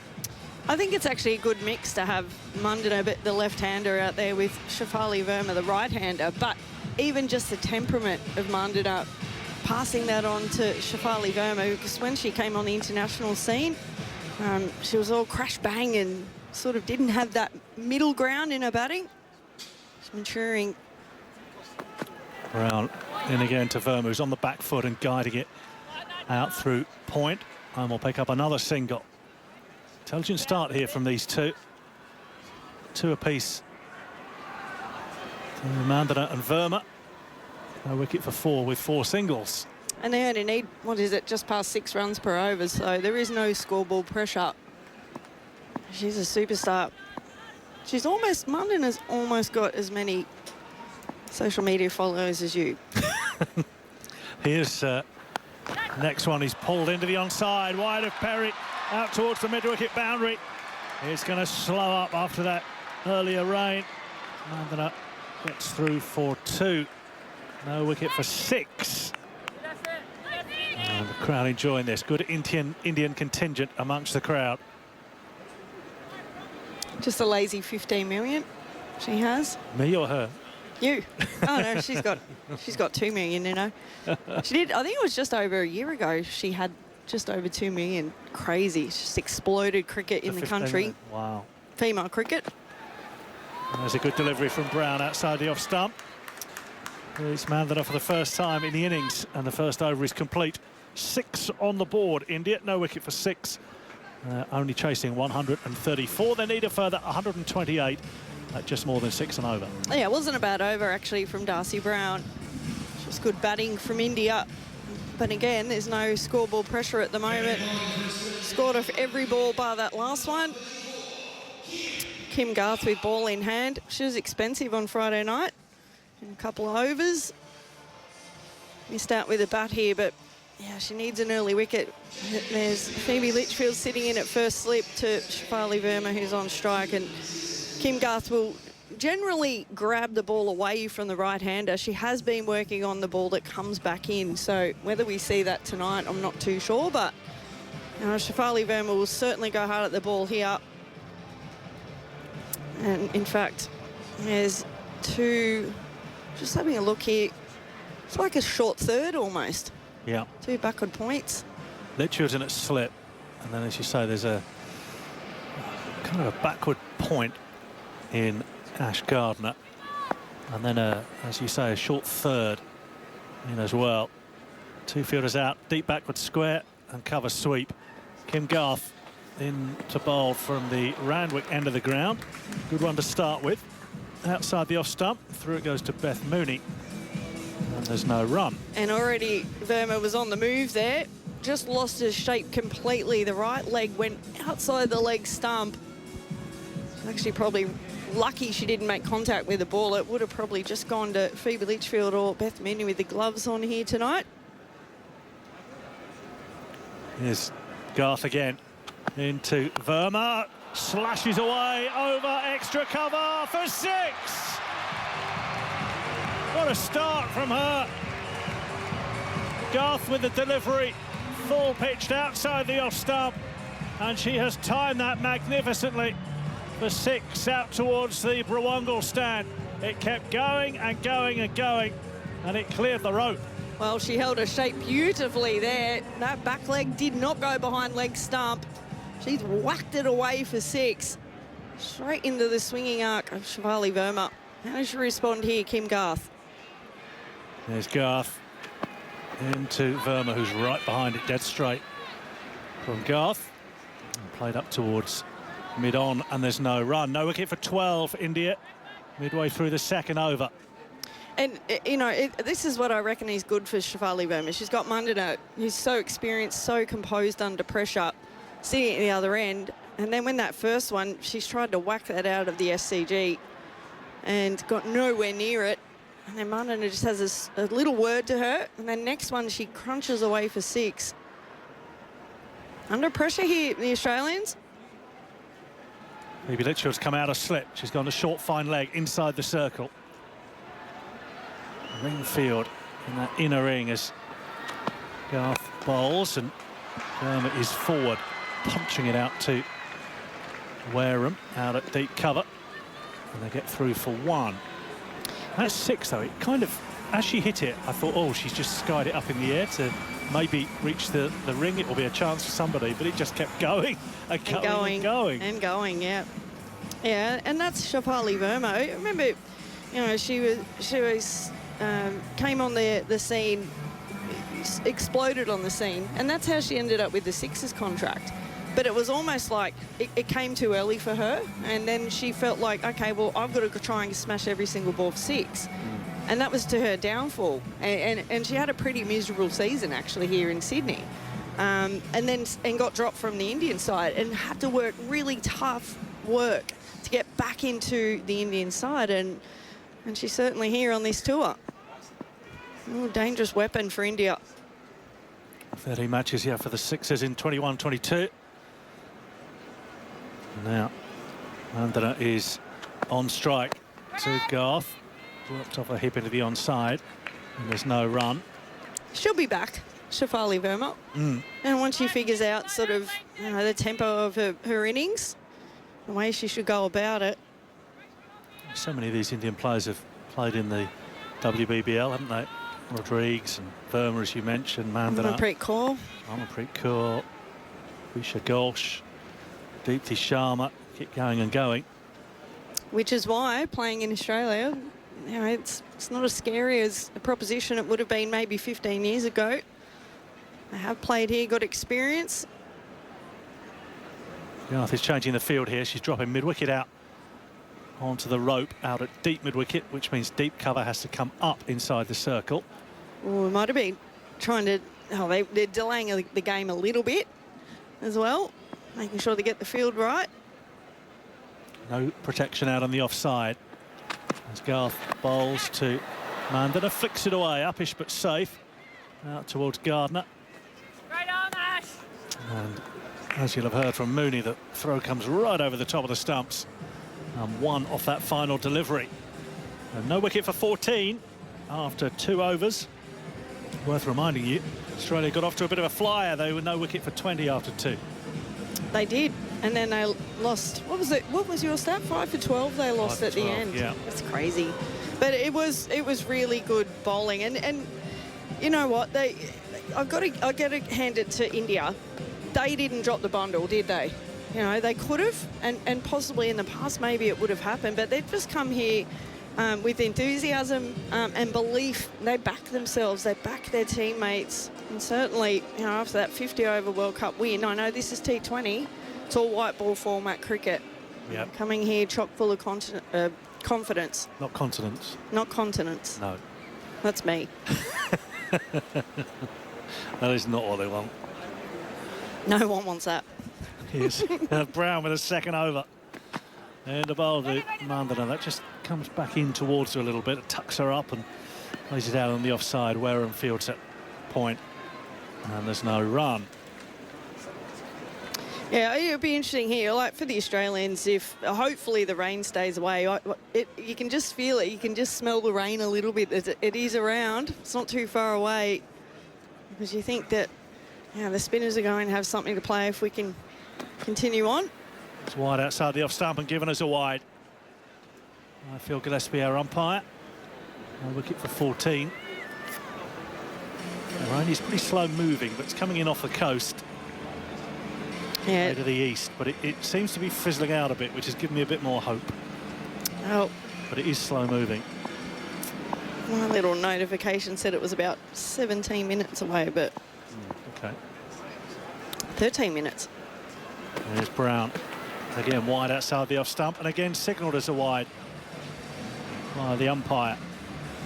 Well, this will delay the getting 5 overs in. It certainly will. And certainly, she's not... certainly not doing it on purpose here, Darcy Brown, but it wasn't too far away from being inside the tram tracks lines that the umpies use, guidelines. Brown again, running away from us. Ponytail flapping behind her as she bowls to Mandana. Hits it straight to Wareham again at cover point. And there's no run, no wicket for 16. Crowd's quiet as well. Majority are here supporting the Indian side. They're up and about with ball in hand earlier on. It's a good crowd, actually. It's turned up in the end, considering the rain that was about. Yep. I reckon we'd have got a few more had the weather been good in Sydney today. As Brown bowls, that's hit into the offside, straight to cover. And again, there's no run. Captain feels herself, Sophie Molyneux. Guess what? Patchy rain in 17 minutes now. It's swirling around. It was 13, wasn't it? It was, yes. Just changed in 30 seconds. I want to be a weather person. Forecast. Can be wrong, and everyone's happy. Well, if it stays away, if it's going backwards, that would be good. Brown to Mandana, slices it and gets away with it over the head of Mooney. Looping away down towards the boundary. Good piece of work. Down on the boundary by Kim Garth, who had to run back and prevent it going for 4. They got back for 2. And some fortune for Mandana. How that didn't find the hands of an Australian fielder will remain a mystery. Slower ball from Brown, and it looped up over the head of Mooney, right over where first slip might have been. You'd have fancied it would have gone to Garth, but not quite. And they end up getting at least 2. They're just checking the fielding from Kim Garth to see if she made contact with the rope. Oh, they're checking it. That's hard. I'll tell you what, it was well executed from Darcy Brown. The back of the hand, slower ball. Like the leg cutter. And have the seam dead upright. I reckon that's a good piece of fielding. I reckon, game on. We need another delay tonight. We haven't had enough. It's tight, but I reckon she's just released the ball before Garth, her knees crash into the rope. Well, they've got looking at all the different video angles. No, she's fine. Game on. Now let's have another look, because we're not sure. 2's gone up on the board, and I think that's right. Guess what?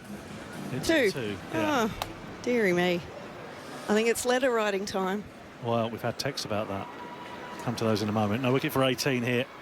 Brown comes in, short outside the off stump. Well bowled. Goes through to the keeper.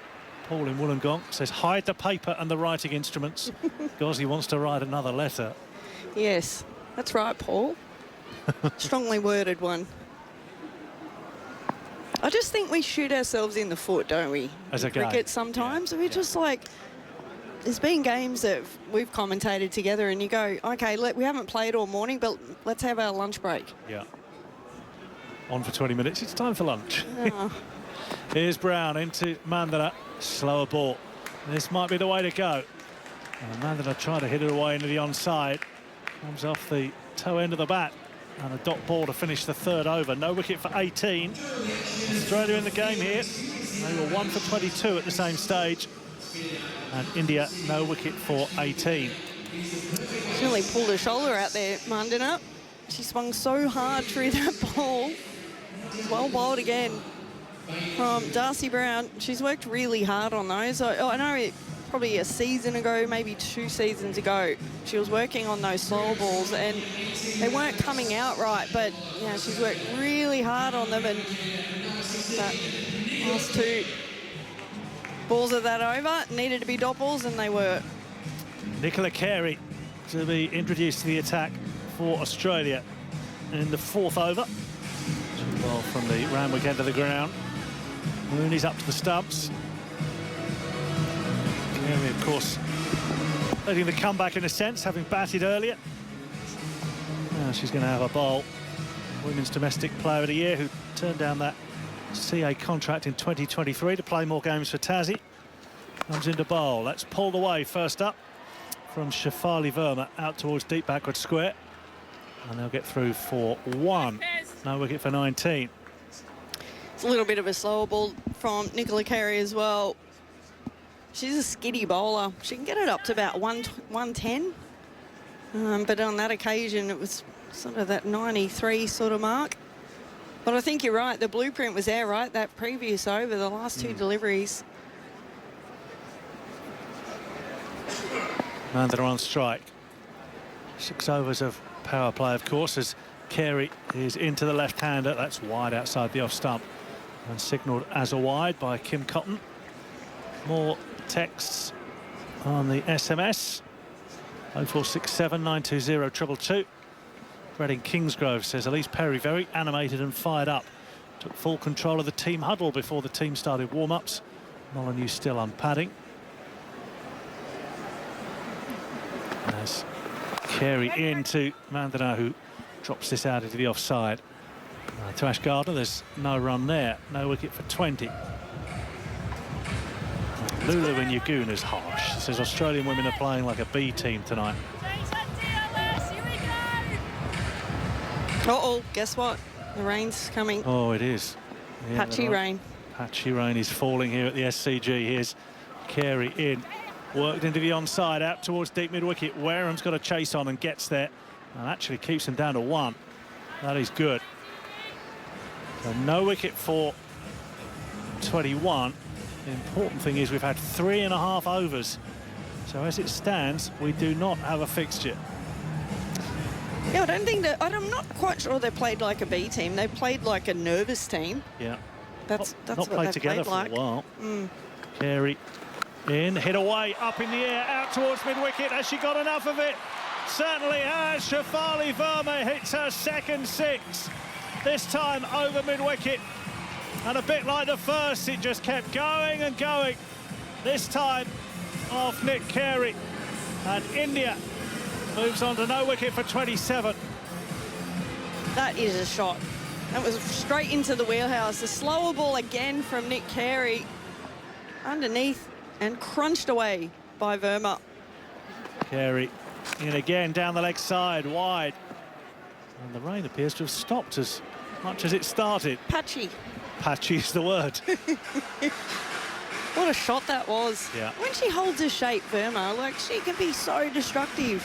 When she tries to overhit it, yeah, that's when she gets into really bad positions. Carey into Shefali Verma again, short outside the off stump. She's found the gap in the offside. Out towards the cover boundary. It's slowing up, but it just gets there. 4 more to Shefali Verma, who moves on to 20. And India, no wicket for 32. 1 ball left of the 4th over. Yeah, really good again from Shefali Verma. That was a simple punch on the front foot. Just made herself a little bit of room. Getting outside leg, I should say. Carey into Verma again. Hits away into the onside. Oh, good parry at mid-on by Sutherland. Keeps him down to 1. Had she not got the end of her fingers on it, it probably would have gone for 4. It is just 1. And after 4 overs, India no wicket for 33 at the same stage. Australia was 2 for 33. Well, I'll tell you what, India don't want to have the same issue that England had last year, Chippers, where they went down 16 zip.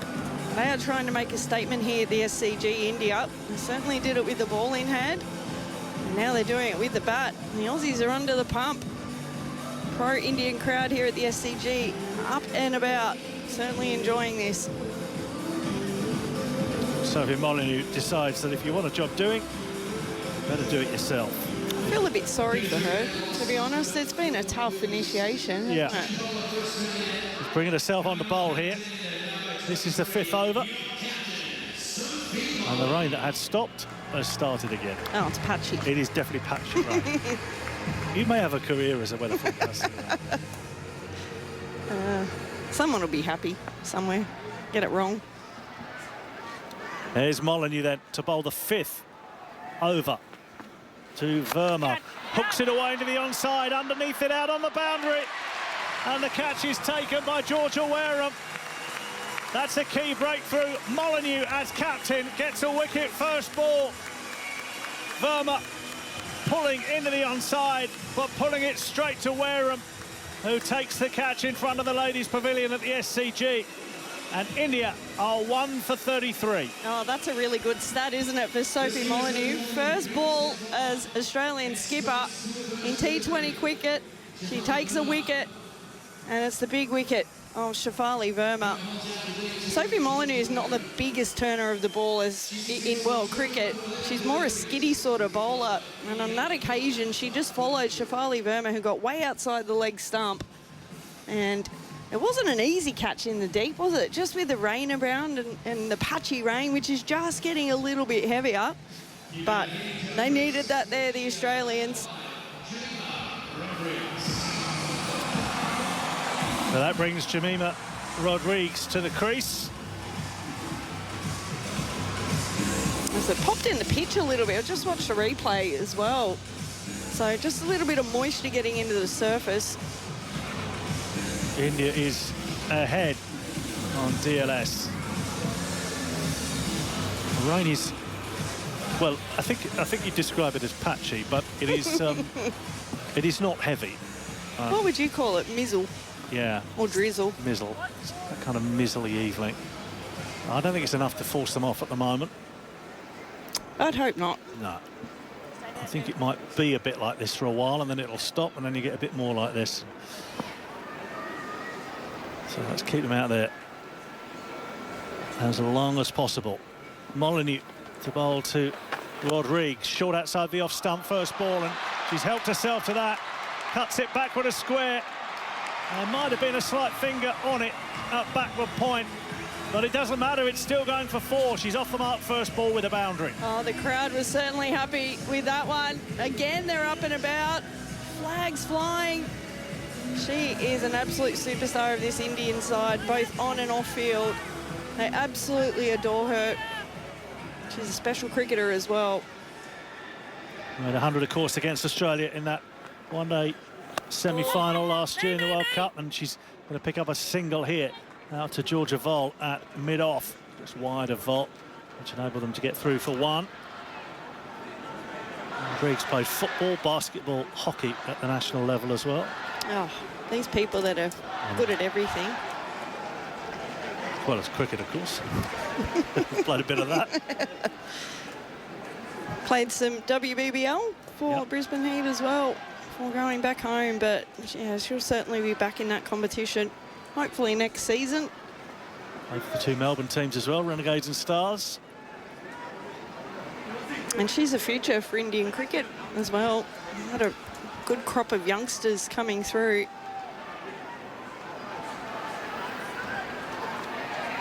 Molyneux in, short, pulled away into the onside. A chase for Elise Perry out to the mid-wicket boundary. A chase at the ball wins. It's another boundary. Molyneux concedes her second boundary in her opening over, having taken a wicket with the first ball. It's 1 for 42 with 2 balls left of the 5th. And normally Sophie Molyneux does skid that ball on which I mentioned, but because of the moisture that's got into the surface, it's just hitting the deck and then bouncing up. It is just popping up. It's just holding, and so that way it makes it much easier to sort of hoik it on the leg side. That's exactly what's happened on the last couple of deliveries. Rain is still falling at the SCG, but it's light. 2 balls left to constitute a match. Here's Molyneux. In again, that's hit into the offside. Oh, it's a beautiful shot for Mandana. That'll reach the rope for 4. A little punch through the offside. That was timed majestically. And India on to 46. She makes it look so effortless, doesn't she? Just waited on that. It was a classical front foot cover drive. Straight in the gap for 4.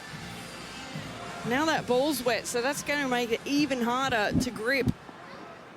Oh, she's a superstar, Mandana. So pleasant to watch.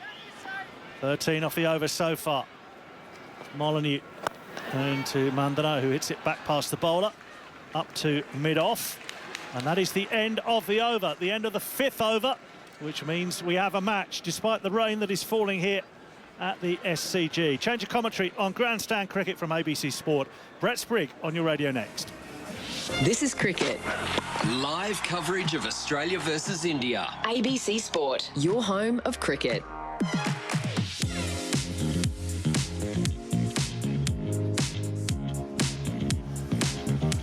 Thank you, Chippers. And indeed we have a game, because 5 overs, well, yes, it does constitute a game, but India is now ahead of the Duckworth-Lewis-Stern, if we have to worry about that, Michelle Goszko. So that is important. It is getting a bit heavier now as well. They're staying out there for the time being. Kim Garth has the ball in her hand at the Randwick end. The umpires are having a little glance across at each other. Kim Cotton and Phil Gillespie. It is a bit heavier now.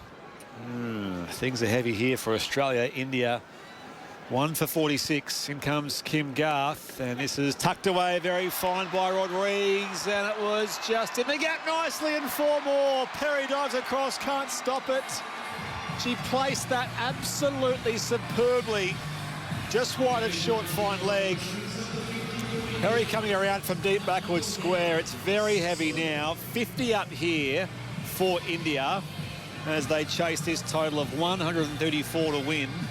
Well, that target, I should say. And yep, they're off. They're coming off. On come the covers, and off come the players. So that is, well, significant for a few reasons. And I don't know if it'll take us off for the rest of tonight. But as I mentioned, and I'll just sort of peruse my Duckworth-Lewis-Stern calculations here. 1 for 50 in the 6th over. They are well ahead of the Duckworth-Lewis-Stern. So India in the box seat, Gozzy, for their first win on Australian soil in half a decade.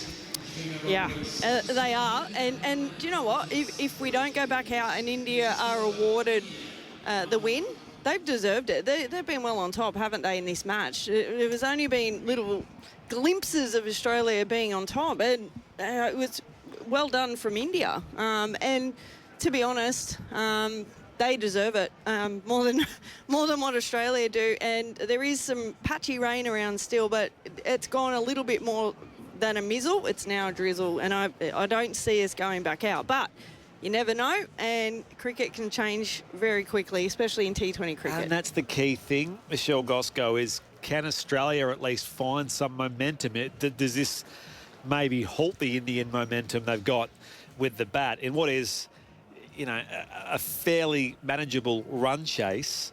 I mean, lost the 1 wicket, Shafali Verma for 21, but Australia will be hoping they can come out and sort of find some of their own ascendancy. I'll tell you what, if they don't go back out again, which it's getting a bit heavier, do you know where they've lost it? They only batted 18 overs. Yeah. So they bat 2 more overs. Left 12 Guess balls what? out there. We're not in the 5th over, in the 6th over. Yes, that's a good point. So you take that away, and that's not the fault of, the lower order. That's the top order. So, if they played it a little bit smart and go, okay, the rain's coming. I hadn't thought of that. So, you're sort of playing to time. Yeah, if you're the looked Aussies, at you pat your overs, and it means that this rain delay we're having right now would have come in the 3rd over of the run chase, Exactly. and it's game off. Like Goszko, mate, you got to look at this in the future. I and go, hadn't hang on, considered it's that. coming. That's why you are one of our cricket masterminds here on ABC Sport, Gozzy. Crowd 9,714. And yes, Australia has lost only one of its past 18 T20 internationals. And it looks like they'll be losing this one because the Duckworth-Lewis-Stern calculation is firm in India's favour. They are 1 for 50 at the moment. Smriti Mandana is 16 off 17. Jemima Rodrigues is 9 off just 3. And even with the DLS out of the way, the equation at this stage is 84 off 89 to win. We will lose some time, you would think. We already lost 10 minutes at the start of the game due to the little bit of rain which delayed our coin toss, but haven't lost overs as yet. I dare say we will, but they are well ahead of that past score, which is 29. They've almost doubled it here at 1 for 50 after, 5.1 overs. Yeah, and if Australia do go 0-1 up in this series, then I'm looking at the players that missed out. Tali McGrath, they're probably not going to bring her in, are they? She's struggled a little bit for form in the last 12 months. Grace Harris, does she come in? Or do they go, okay, well, we've got a stack of all-rounders there, which the Australians do. Nick Carey playing a first game in, 4 years or so. But they've got some work to do. And, you have to look at the Indian side. They don't have the pace bowlers, the pace of the Australian bowlers. And we saw it on Friday at North Sydney. They executed their soul ball well. They used their wrist position, got some seam and bounce off the surfaces. And that's how they got their wickets, and also their spinners. And they bowled beautifully. The Australians need to think about it. A number of the wickets fell in front of the wicket, and they were going too early through their shots. So they've got some work to do. You can text us, by the way. 0467 920 222 is the SMS number. 0467 920 222. Just glancing across to USA v Namibia. Who'd you tip there, Gozzy? USA. 3 for 151, the Americans. How many overs in the left? 17th over against Namibia. Of course, the main event in every sense of the word is India v Pakistan tonight, which is 3 hours from now. No matter where you are, India versus Pakistan, and that will be big. So that's still to come. Of course, full coverage via ABC Listen. Just look for the white cricket ball button. You can find every ball of every match of this women's multi-format series via the pink cricket ball button on ABC Listen as well. So it's a busy time of year, of course. Footy's a couple of weeks away. Cricket's still very much at the forefront of our minds here during this World Cup and indeed this Australia-India multi-format series. India 1 for 50 here in the 6th over. And the crowd have sort of made way back under the awnings and the roofs of those grandstands. We did have just shy of 10,000 people here. And we'll start to look ahead just about to Game 2 of this T20 series, which will be in Canberra on Thursday night at Manuka Oval. If we get 10,000 there, that's a good crowd at Manuka. Yep. You get that's only holds, I think, 11 or 12 with sight screens. So, as I mentioned earlier, every major cricket venue in Australia has some piece of this multi-format series action, except Melbourne. So there you go. And that wasn't lost on Sophie Molyneux, who is, of course, a Victorian. 0467 920 222. What has overall impressed you most so far about India in this game, guys? And I mentioned to Charlotte before that in years past, if we see them drop a catch, that might cost them 50 or 100 runs or something. The Aussie batters that gave chances were then out again pretty well straight away. So India sort of kept their tails up. They weren't too disappointed by drop catches or misfields and sort of maintained across 18 overs one of their more solid fielding performances. Yeah, there was only a couple of drop catches, wasn't there? But it was more just the execution of the slower balls. The spinners were really good at varying the pace. And it looked like they'd done their homework on the Australian players, and it just looked like they were a little bit rusty, the Australians, whereas the Indians have come off the WPL. I know they're different conditions in India, but you're coming on T20 cricket, and a lot of it is similar to surfaces that you would get here in Australia, different heat and whatnot. But yeah, the Indian side, they are just so full of talent and experience, and they have a youthful flavour as well, and then led by their really experienced campaigners. That World Cup win for India in the 50-over World Cup, that's scary for everybody else in world cricket in female game. It seemed to flick a switch in the belief that they now have. And they've always had, a raucous following behind them at home, and of course the diaspora of Indian cricket fans all over the world. They'll always bring a crowd, but it seems as though now they can believe their own hype, and they can bring it here to a series against Australia. Of course, every bit the benchmark. Australia, of course, holds no trophies. We know that in either of the formats, but they are still the #1 ranked nation in women's white ball cricket in those two formats, and this is always going to be India's toughest series. But the belief they have now must be immense. Is there no coincidence that how many years has WPL been around? 3 years? Yes. So all of a sudden, money gets put into that, and they invest in their local players, obviously with a number of international players in there. But all of a sudden, they invest, and then a couple of years later, they're World Cup champions. Yeah. Yeah, it is a scary thought, isn't it? And even scarier now for Australia, who look in serious risk of being one match and 2 points down in this multi-format series with 2 T20s, 3 one-dayers and the test match still to play. 0467 920 222 is the SMS number here live from the Sydney Cricket Ground. AJ from the Tika shop in Brawongal next door. Best thing, hang on, in Brawongal, like the town or the actual stand here at the SCG? I think there is a town called Brawongal. It has loose connections to the grandstand and vice versa. AJ says, when will they call the game out as rain stopped? Well, they came off 7 or 8 minutes ago. India well ahead of the DLS at 1 for 50. I'm trying to think, if we've already lost those 10 minutes at the start, we'll instantly lose overs now with this rain delay. Yes.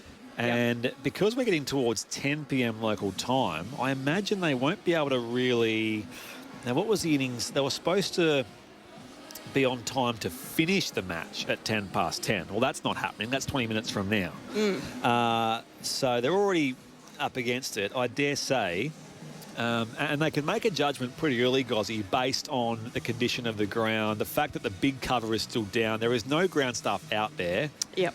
I mean, at some point they'll say, realistically, we can't get back out there and get a game underway. It doesn't look like they'll get back out because you need a number of minutes to get the surface ready and then make it safe as well. And they need to, in the outfield, they need to drag that rope around, which takes off the surface water off the grass, and it's pretty consistent here. I don't see us getting back out. So Smriti Mandana on 16, Jimmy Rodriguez on 9, and this rain delay has come at the start of the 6th over. So we only just ticked past the required 5-over mark to require to constitute a game. Minimum 5 overs for either side after Australia all out for 133 after 18 overs. So we'll ponder that. I fancy we'll have some news for you very soon about the conclusion of this game. But I did mention earlier today that one of your long-time teammates, Alex Blackwell, former Australian captain, World Cup winner, Ashes winner, Great player, of course, and great advocate, champion for things like pay parity and equality in women's cricket and cricket overall. But I actually had a chance to chat to her a few weeks ago because she was also inducted into the New South Wales Cricket Hall of Fame. And what ensued from there was a great sort of trip down memory lane about her career. And I asked Alex Blackwell about the things that have changed across her time in the game and indeed after her time in the game since retirement, how much women's cricket has changed these past several years. Oh, well, easily the introduction of T20 cricket. So when I first played for Australia, we were selected in sort of 4-year cycles for 50-over World Cups. So I think in some way my debut as a 19-year-old was a bit early, probably because they saw that I could play a role in a World Cup in 2005, which I did end up playing a reasonable role in that World Cup. But so then it changed to having a T20 World Cup in the intervening years, and then multi-format series. So I was a part of the first ever T20 team for Australia. And, I really had to learn the art of playing that game when we'd really grown up playing, aspiring to play 50-over World Cups and also aspiring to play Ashes Test matches. So that's quite a significant change. Of course, professionalism, that makes a huge difference. I do believe I was the first full-time professional female cricketer in New South Wales, at least, and Australia, when I was able to leave my job behind and just go full steam ahead playing cricket with just enough money to get by. When you can put all your effort into your preparation and your recovery, that does make a difference. I've recently rewatched the T20 we played at the MCG. It was in front of a men's game, and it was Elise Perry's first T20, and she starred in that game. And I was asked to kind of comment on that match, and watching the way we went about it. Like we first of all, the grounds were a lot bigger then, and we had 5 fielders out, and so our game was built around running between wickets. And so you could really tell our attitude was sort of almost hit and run and put pressure on the outfielders. And so that we played the game in a rather athletic way. It was sort of more around speed and endurance, whereas now the boundaries are smaller, the incentive to hit big. There's only 4 fielders out now. There's a lot more big hitting, which is great fun. And I enjoyed having to build that into my game towards the end of my career. I think things like the TV product, which you're now a big part of, Alex, has just come along exponentially. Like I remember doing games for Cricket Australia streaming, Ashes Test matches, women's Ashes Test matches, where it was just, a couple of cameras and it was all on computer, all done live streaming. Now everything is on proper TV resources, and it all looks just so polished and so amazing. That's just one part of, I think, how big things have become, and it's all part of the money in the game now. I asked this question to Darren Lehman recently, that if you were to start your career all over again, so if you were to wake up in your 20-year-old body, I think I framed the question this way because we were talking about a young Big Bash player recently, but if you were a cricketer in today's landscape, how would you approach it? Are you thinking of the baggy green, which you did wear on 12 occasions? Are you trying to lock away that first WPL contract? How does it all go for you if you're starting over again? Yeah, look, I think that my first instinct with that question, Spriggy, is I'd be looking for WPL contracts. I'd be looking for dominating at T20 World Cups and playing all around the world in professional leagues. You look at the pinnacle of women's cricket, and it has become T20 as sort of the vehicle that first got women's cricket right in the spotlight, got that TV coverage, as you say. And I think that is the pinnacle of our game. We then have to be able to play Test cricket as well, and it's a challenge being able to manage both of those arts, I guess.